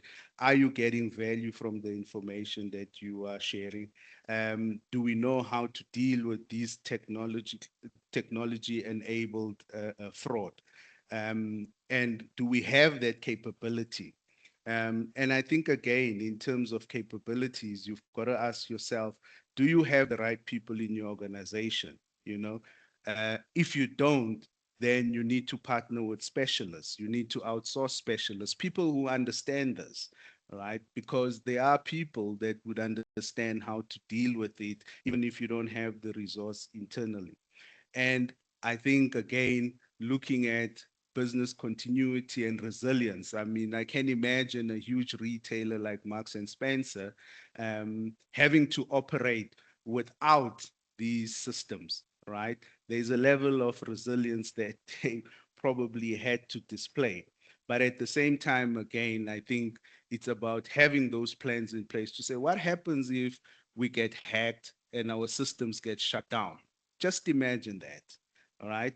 And we probably have to talk more about that as retailers, because the other crimes, as much as they have evolved, and I think these syndicates have gotten better at organizing themselves, I think we've got a grip with those crimes, because when you look at physical security, and you know, we are not short of security companies out there and technology and so forth.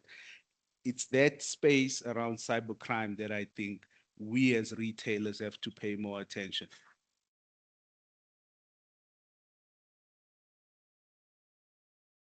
Thanks for sharing.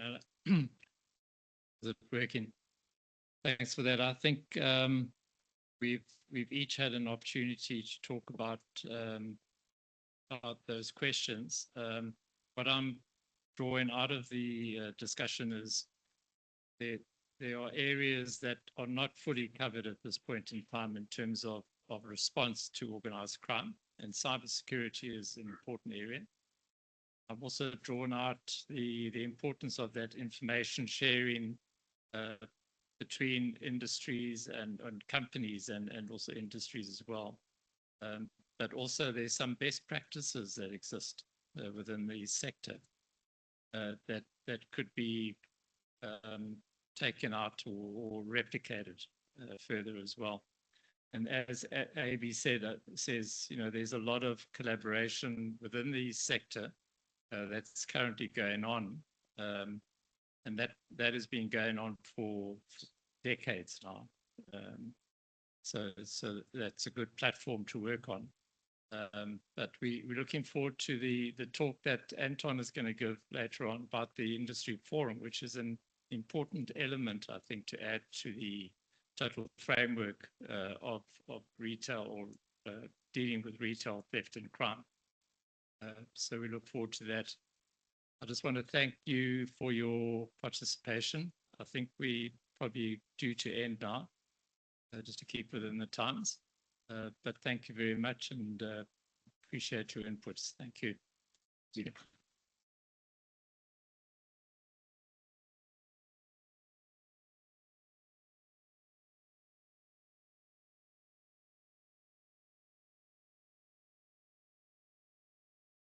Thank you very much for yet another insightful session.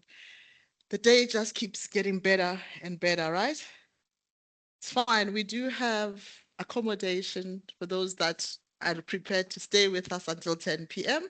So do not worry, we've got you covered.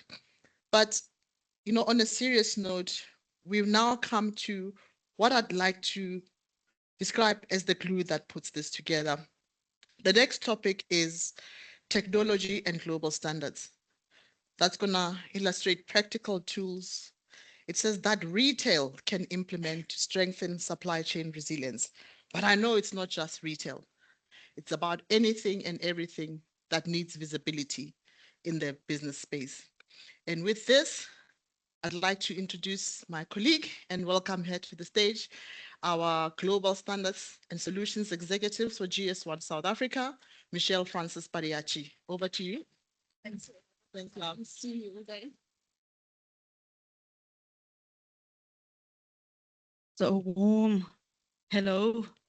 So everyone that knows me, please get your scanners ready, which is your phones. And then I'm going to do an example on this beautiful Philippa K jersey that's using this new technology.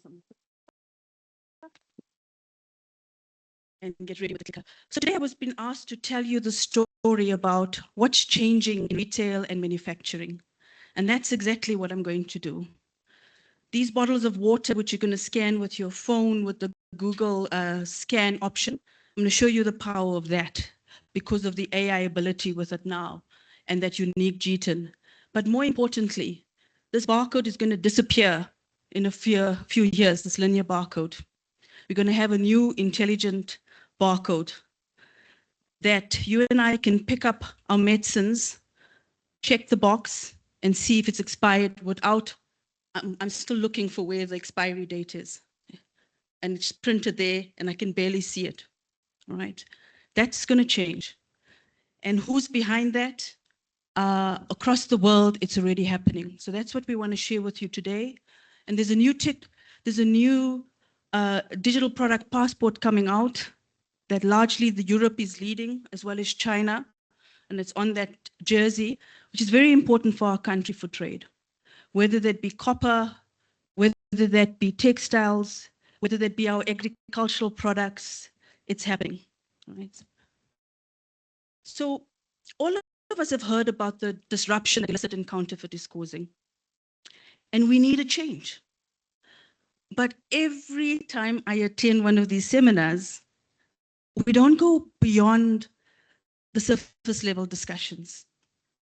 And really for me, after this session, is I certainly hope I get an invite to Business for Crime and BAXA, so that we can crack that layer of this siloed data mentality we have in the country, where we are not getting a model that works for us to share the data that I've heard for every speaker across today say, that'll help us crack the collaboration challenge we have. But we also have an innovation challenge in the country with illicit and counterfeit goods. Is we're not rising up to the challenge of forcing our regulators, our manufacturers, our retailers, even the pharmaceutical or the textile, to share their data. We're not saying what the real power is of the benefit of their data and how do we actually get to talk to each other and bring those systems together. We're failing. Let's be real. We are failing. And more importantly, we blame it on our crime intelligence systems that they don't have the data to act quickly, get the advocates out to make the criminal, what is the word? To get them the crime logged and the bad players to suffer the consequences of that. Because the data is not following us and we are not using it to the extent that we should to actually get the criminals and say, listen, this product should not be sold. This product is illicit. This product is counterfeit. How many have logged an illicit and counterfeit good where it is counted on the app, in the store? That's not happening on a regular basis. So that part is what we really need to get right to help the law enforcement with that intelligence through data. So that resilience and flexibility, meaning that we need to work through the disruption of how data is going to help us. And we really need to develop some plans around building this agility on new jobs. The AI guy mentions that the manual nature of capturing, the manual nature of gathering and recording data is no longer going to serve us well at the level of a farm or a store or a manufacturer or a spaza shop for that matter. So if we're not shifting because we have a phone in our hands to get their data, we're not going to win this. And I want to build this up because that's the urgency that we have to crack this illicit and counterfeit good challenge that we have. So I'm not going to go through the slide because everybody said collaboration is important. But what type of collaboration is now required? It's action. It is shifting to the newer technologies at a faster speed. We can't have retailers tell us after 5 years of talking about it that they're not ready to scan a 2D barcode. They're not ready to receive product from Europe that's going to have a 2D barcode that tells you the batch, the lot, or the expiry date through an automated scan. We're not shifting. And that's the challenge when we have these technologies, we have these innovations, but Africa gets left behind. So the innovation part is there, but it's how we adopt it. And it's how we actually leverage those changes in a practical manner. What investment do we need to make? What regulations do we need to change? I must applaud the healthcare sector. They're moving faster than the consumer goods sector because they are already moving to these new generation barcodes that tell you lot, batch, expiry date. But if I get a Schedule 4 drug, it also gives me a serial number so that SAPRA knows if there's an adverse event, they know exactly which box caused the issue for the patient. And Netcare and NDOH are working on ensuring that this data can be captured at a better level as we head into maybe a national health insurance. So they're getting prepared. What are they saying? I'm not waiting to have a traceability system if products that are coming into the country are not ready to have that level of detail. Right? So they're getting ready, and there are examples of that. So everybody has heard that data security and privacy is important. Who's not had a cybersecurity scare here? Right? Even GS1 has had a cybersecurity scare. So your data needs to be protected.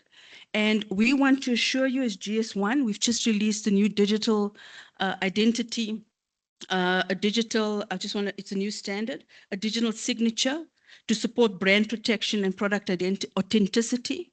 And because some people are very skeptical about scanning a QR code. So we didn't sit and wait to get the murmurings maybe as we move ahead with it. And we know we're going to get counter challenges on why this is not a good idea. Yes, it can be breached. But we have now developed newer standards to make sure that when you put one barcode that meets marketing, point of scale, but also detection at border and customs, that data can absolutely be trusted. So trusted identity in an AI-driven world is going to be key. I wish all of you had a bottle of water in your hands, take out your phone, and just point the Google Lens scan, the little camera, to this barcode. Please do that, or try it with any product. And when you scan it, it's going to come up with exactly this as the first product, exactly with this image. I tried it at the back, they were shocked. And then it actually got other categories of water sold at ShopRite or Pick n Pay. And guess what all of the search engines and all the AIs are doing today with your barcode? It is becoming the trusted identity, digital identity of AI models and any search engine. Now, you don't believe that, but please do try it, right? And why is this important? When we're moving these things, all of our product across logistics and servicing, Neo spoke about the work that they're doing with the Freight Association. We're going to try at border management for the single windows to use the GS1 standards for better scanning, what's on the product, how does the data follow that container for us to know that it should legitimately come to the country. And what does that mean for every one of you? It means that if your data is not traceable through a GS1 identity, like your Home Affairs passport, customs and borders in China or in EU will not allow your product to pass. It means if I can't verify this product on this global registry, guess what? Your container is going to be held. That's exactly what's happening in China. What does it mean for policing? If they're checking a barcode and they'll ship it off to AB and his team, it means they can confiscate the goods from the spaza shop because I can't verify it. And this is an important thing because that's where retail is heading in all of the other countries. And I hope the message is landing because to our policing forums, we have solutions, but we are not using it well enough because we are concerned about the parallel system, some who can work with it and others who can't. But this no longer can exist. Anything online, I want to give the example, I think it was Viresh that spoke from Takealot. And I see Zinclair, with your permission, I'm going to give the MCA example. MCA wanted to list their products on Takealot. What happened? Somebody had listed products with their identity, which meant there couldn't be a duplicate identity. Somebody hijacked it. Guess what Takealot does? Takealot uses our registry and they now check before listing. And because we were able to produce a verified certificate, they kicked the other partner off. This is happening. What does Amazon do with the GS1 registry? They take the entire billion record file and every company in the world that's got it, and they're mining it through their own AI engines to ensure if they can kick off a bad player beforehand, they're going to win the war on the online platforms. This is, and we're happy to get Amazon in, maybe at the next webinar, whether that's online, to share exactly how these online platforms, whether it be Alibaba, eBay, or Takealot, are using these to have more intelligent data to say who's legitimate, who's trusted, who's verifiable, and they are visible in the supply chain. It's not rocket science, but we're not doing the basics right. Then, this is a big deal, and then I'm going to end the presentation. Is there's the EU is working on a sustainability eco-design for sustainability products and regulation. We have a delegation from the DRC in our country. They're at our offices and they're training on the GS1 standards because there's no GS1 in DRC. And they now need to start producing a digital product passport for the minerals that leave the country to China so that they can prove ethical sourcing, the whole challenge around blood diamonds and child labor. Yes, these minerals and the copper or the cobalt are not marked uniquely when it's shipped in these bags or containers. So guess what we're going to help them do? We're going to start marking these bags of minerals that get shipped to China so that there's a lot more traceability. And it's happening. So I have a real example. So the European Union has just regulated the digital product passports for their country. It's going to impact our trade. We are inundated with queries from textiles, furniture, tires, mattresses, iron and steel, aluminum, and energy-related products or ICT services. That's why Dr. Henny Russ is here. They worked with Philippa Kay on the traceability of the wool, because you cannot, textiles we need to know more details about this jersey, the sustainability, where the wool came from. Was the sheep no mulling? If you scan it, you can actually see the farm that the wool came from. And please, if anybody wants to try it here, Graham, if you want to help me, please do, and I'll pick the jersey up once we do. Take out the phone, scan the label, and you can see that it's happening. Now, textiles has to get ready if we are going to trade with the EU. Again, if anybody's interested, please do. The new generation barcode is a 2D barcode, meaning a QR code or a data metric, but it still has the number at the bottom, the unique GS1 Global Trade Identification Number. The example here is cobalt hydroxide. We're saying it's grade A because this is what we're going to be working with the DRC to do. We're going to go back, we're going to work with their mines, and we are actually going to be able to help them do this with a bag of mineral shipping over to China, because that's exactly what they are looking for. It's happening. And we are not yet there. I did reach out to the ministries, DTIC, I think Stratton is busy looking at it, but it is happening. So another example is all of Europe's products to get from DPP, if they shipped here, notice their products are moving from a linear barcode and it's already going to a 2D barcode. That barcode goes beep at point of sale, but it also gives me a batch. If that detergent has any problems, I don't have to look at the bottle. What's the batch number? Should I recall it? The inventory, simply the batch number is encoded in there. ShopRite has told us they want to see more of that coming through because the amount of recalls in our country, it will make recall processes a lot easier because the data is in the barcode. If you need real life examples, please reach out to us. This is happening and the team is very busy working with this. So everybody's mentioned President Nelson Mandela, our late president.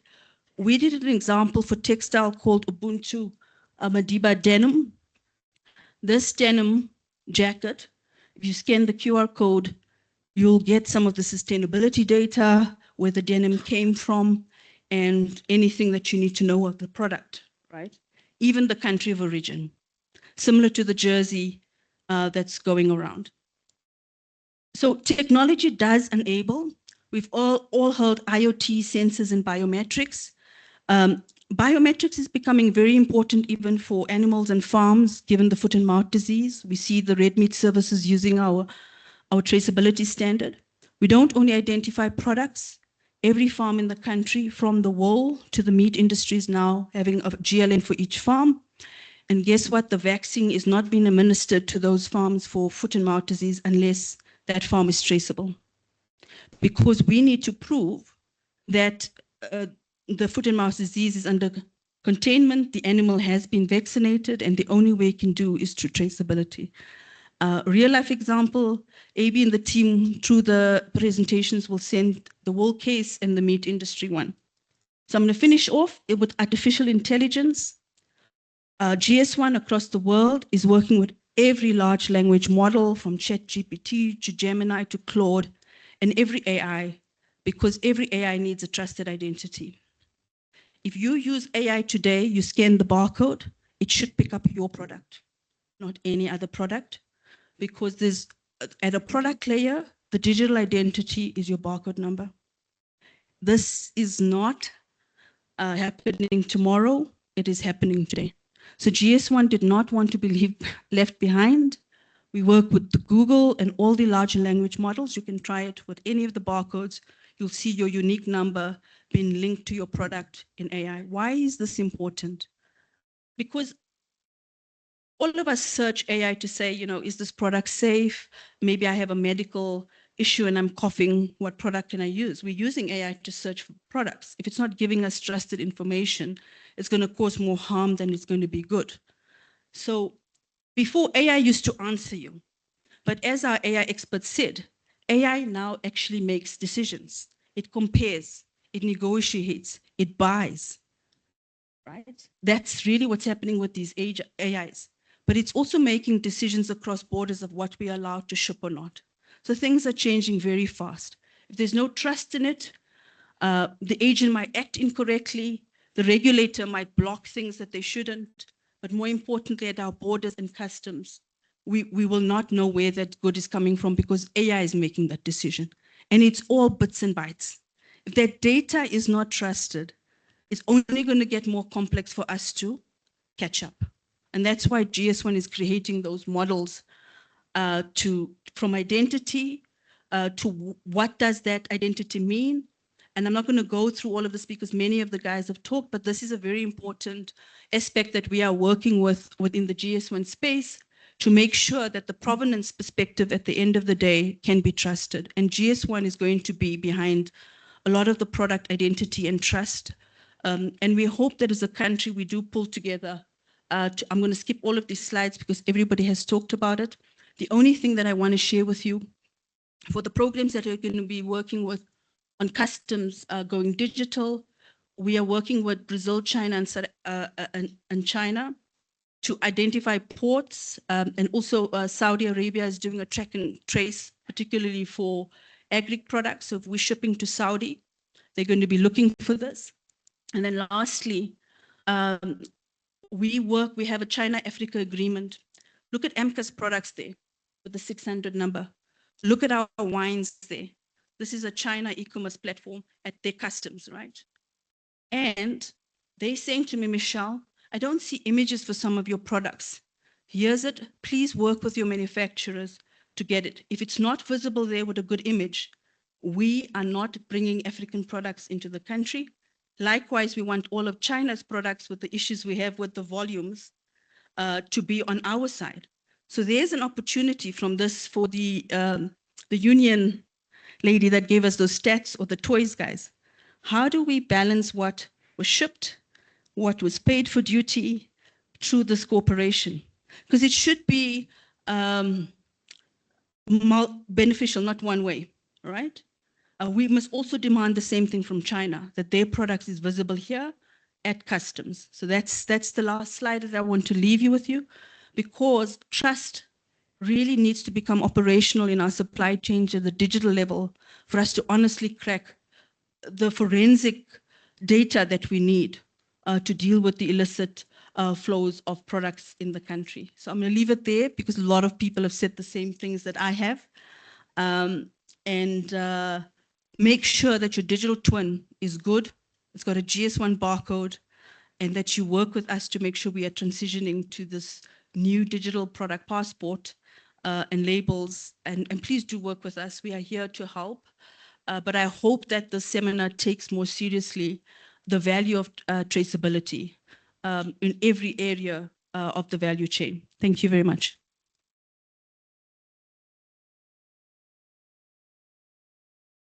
Thank you, Michelle. Thank you, Michelle. We did say without traceability, without presence, basically that's what it means. It means you do not exist if you don't have an ID, birth certificate, or you can't travel without a passport. So please reach out to Michelle and all of us in team. Now we've reached almost the end of our program. The last but one item is with, again, Dr. Advocate Anton du Plessis, who will now talk about the building of an industry anti-crime platform, which we've heard so much about this afternoon. Advocate, over to you. We've got a rush. Thanks very much, colleagues. I think there is a very short presentation. I realize that we're running a bit late, so I'm actually going to make it very brief. And we've heard many of the things today discussed, so I'm not going to go into too much detail. But if you could find the slide deck, then we can kick it off. Yeah. Okay, so thank you for the opportunity. I think we've heard about this industry platform, and we've heard about the importance of collaboration. We've heard about how we do that more effectively.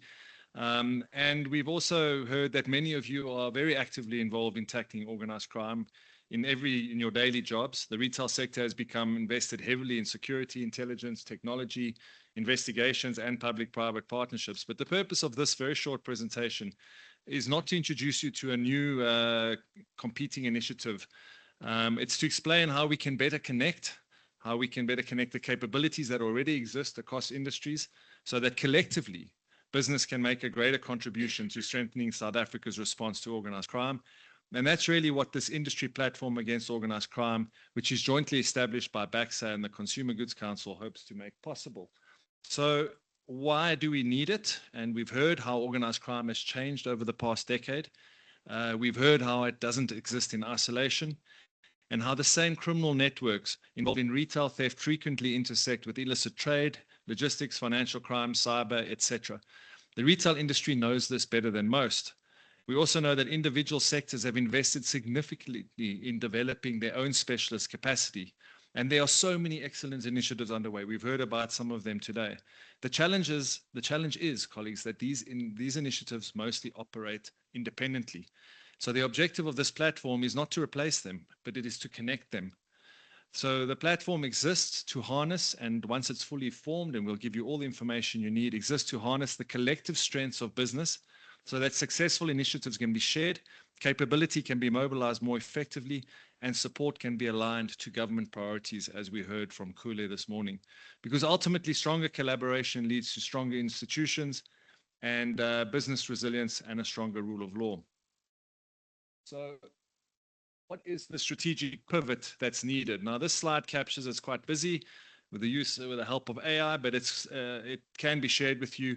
The slide captures what I think is the most important message from today, and that is that South Africa does not suffer from a shortage of business capability.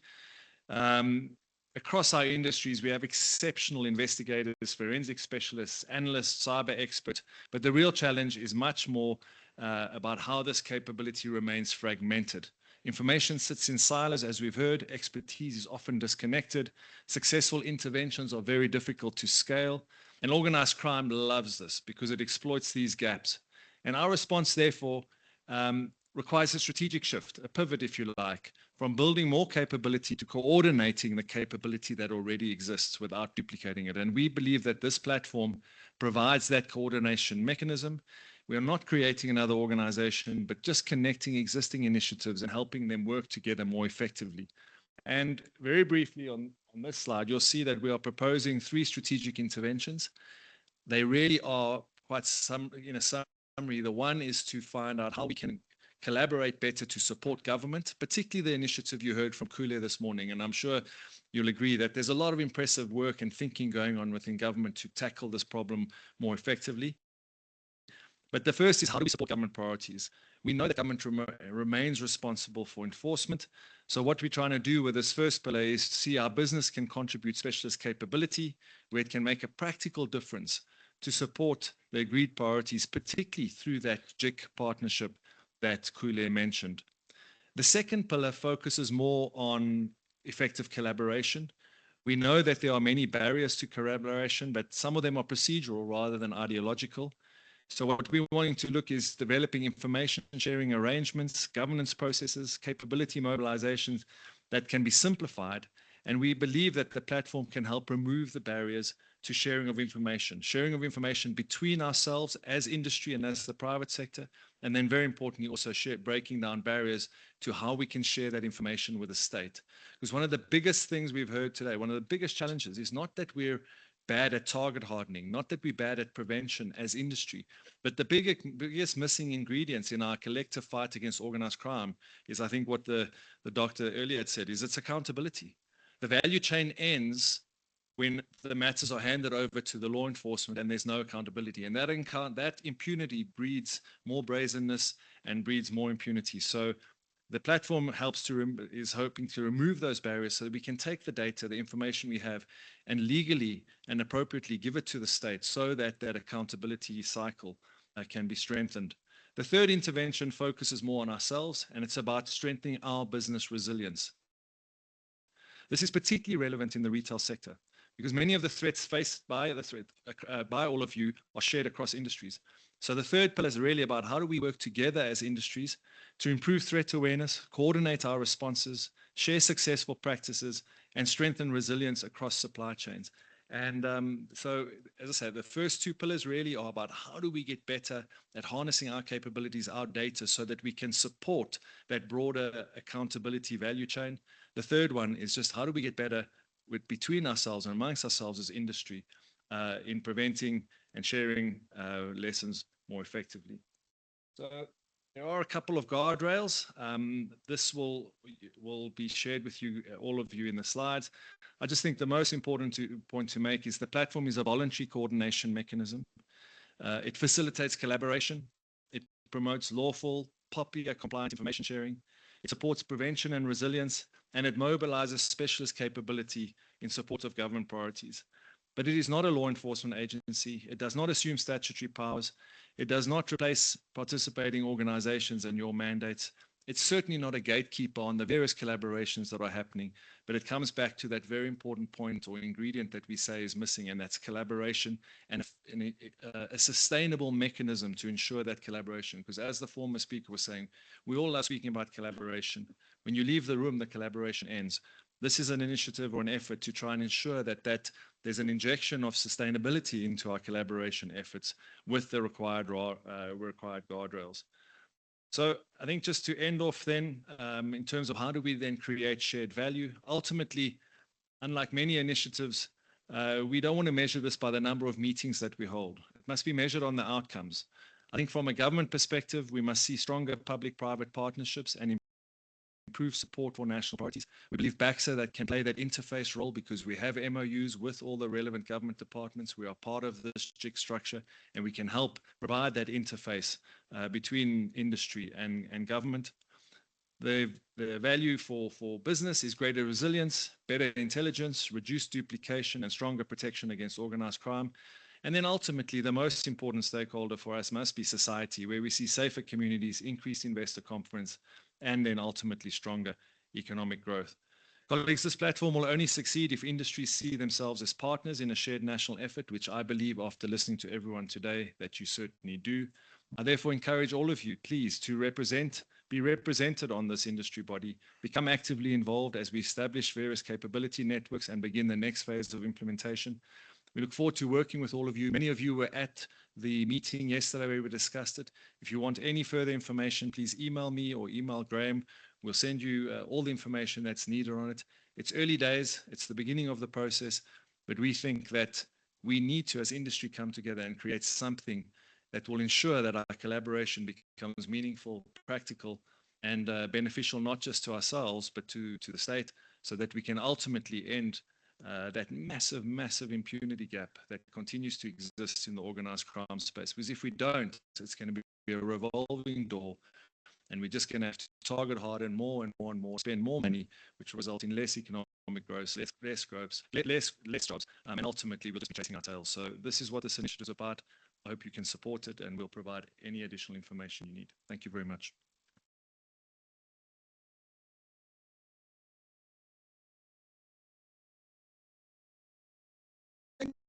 Thank you very much. Really interesting, not just interesting, great initiative that if we are serious about going beyond talking, if we're serious about partnerships and collaboration, that is the platform that you can engage with. We've now come to the end of our program, but before I call up our CEO to deliver her very short closing remarks, I'd like to thank those that have been part of the organizing team, starting firstly with our sponsors, British American Tobacco, Easy Cash, Japan Tobacco International, Philip Morris International, Pick n Pay, and Woolworths. Without you, we could not have put this together. A round of applause, and thank you for always coming through for us. And I'd also like to thank the team behind this. We could not have done this without the partnership of BAXA. And see a leaving advocate, thank you for your continued support. Yeah, I know you're missing your flight. Thank you very much. Thank you for that collaboration and partnership. And the internal team that worked relentlessly, the events team under the leadership of Anthea, thank you for all the hard work that you've put in here. AB's team, I think everybody's been saying, oh, are you Puleng? You know, Puleng, I know you've been running around, you know, getting all of us and cracking the whip, including Bridget. You know, you haven't slept for a number of days. Thank you very, very much. And the supporting teams from marketing, AB's team, I'm seeing all of you in the room. You know, it's been a pleasure to work with all of you.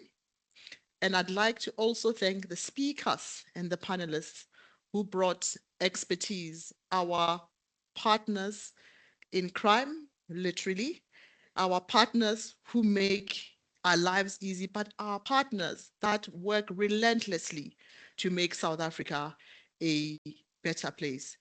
Thanks to all of you. And now I'd like to hand over to our CEO to deliver the closing remarks.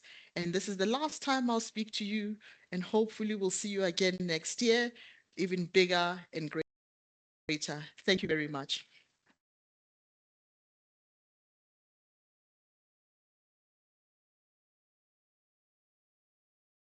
Thank you, Newan. Thank you, everyone. I'm just saying she's done everything else. Really, I don't need to be coming here, but she's made my task easy this afternoon because the real work already has taken place. We have seen a number of presentations that we have had, the beautiful speakers, beautiful insight. Now, what is left for us is to work. So as we have had throughout the day, we have had candid and highly productive sessions and discussions. And it's on us to say, how do we move this forward?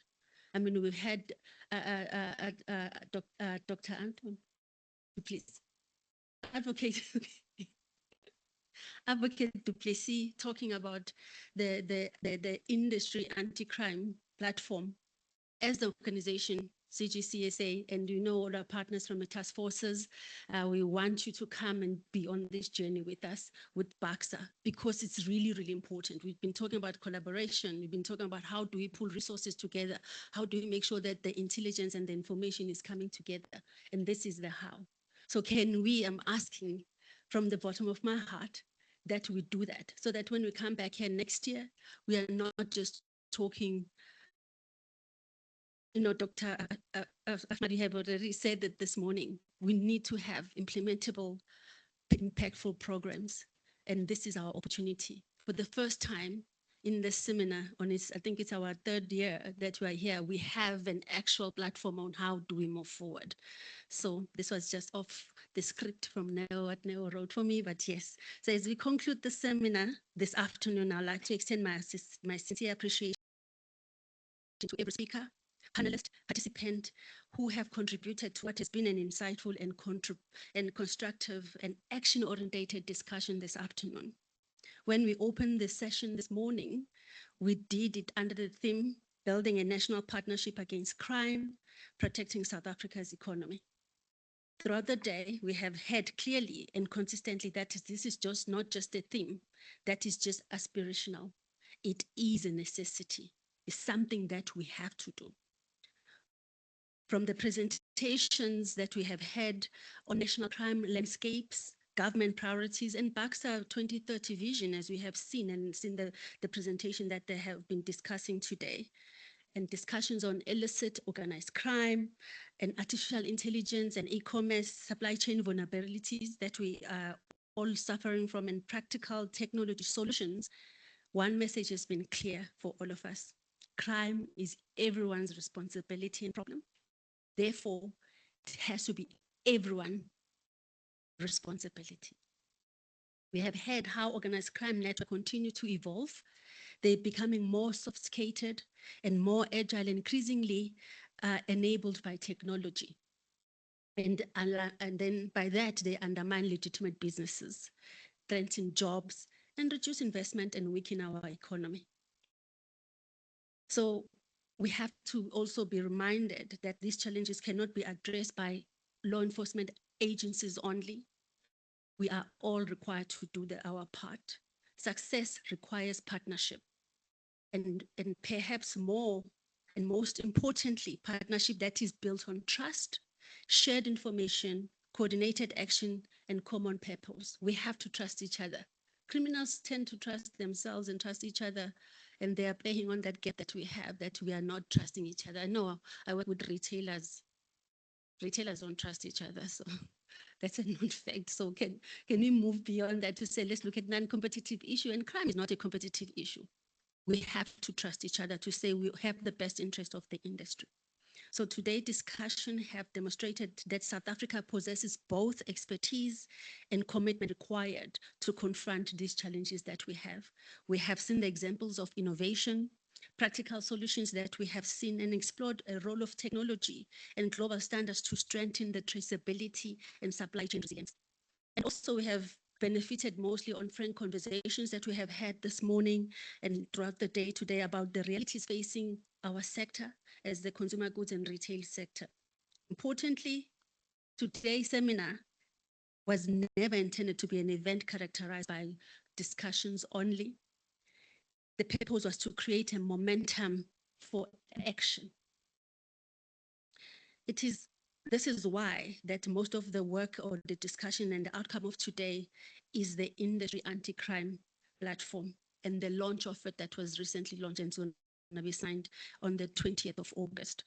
And the strong support that we are expressing for this initiative reflects the shared recognition that the sector requires a more structured mechanism to collaborate, information sharing, intelligence-led intervention, and coordinated engagement with government and law enforcement.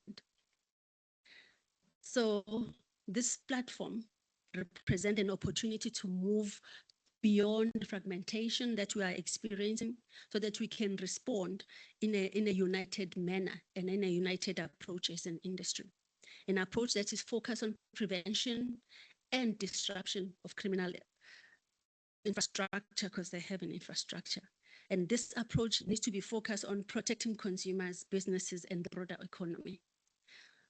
So I think what we need to have, I'm hoping Graham, Anton is not here, next year we're going to be able to showcase the measurable outcomes we have achieved with that platform that we're all going to be contributing towards, because that is going to be a key enabler for us. So our priorities now must move beyond just dialogue to implementation. We must avoid fragmented efforts and adopt a coordinated, solution-driven and time-bound approach. The frameworks exist, the expertise exists, the solutions are known, so we all know what is it that we need to do. And what is now required is decisive leadership, that we all sign up to this. I'm plugging it in again to the industry led by BAXA and CGCSA, this anti-crime platform. We need to sign up on it. We need all associations to commit to sharing information, to sharing expertise, and sharing resources, because the burden, we're all doing the same thing. I think one of the task forces that we have, the reason was we are all doing the same thing, but we are fragmented. We're not speaking in the same voice. So that gives gaps and opportunities for criminal element. So I'm asking for decisive leadership and collective resolve to translate today's commitment into measurable action. Together, we can build a safer business environment and ultimately a safer and more prosperous South Africa. As a CGCSA, we remain fully committed to supporting this process and to work closely with Business Against Crime and government partners and our members and other associations. And together we can build a stronger response to crime. Together we can protect South Africa's economy. And together we can build a more secure and a resilient economy and future for us all. Thank you.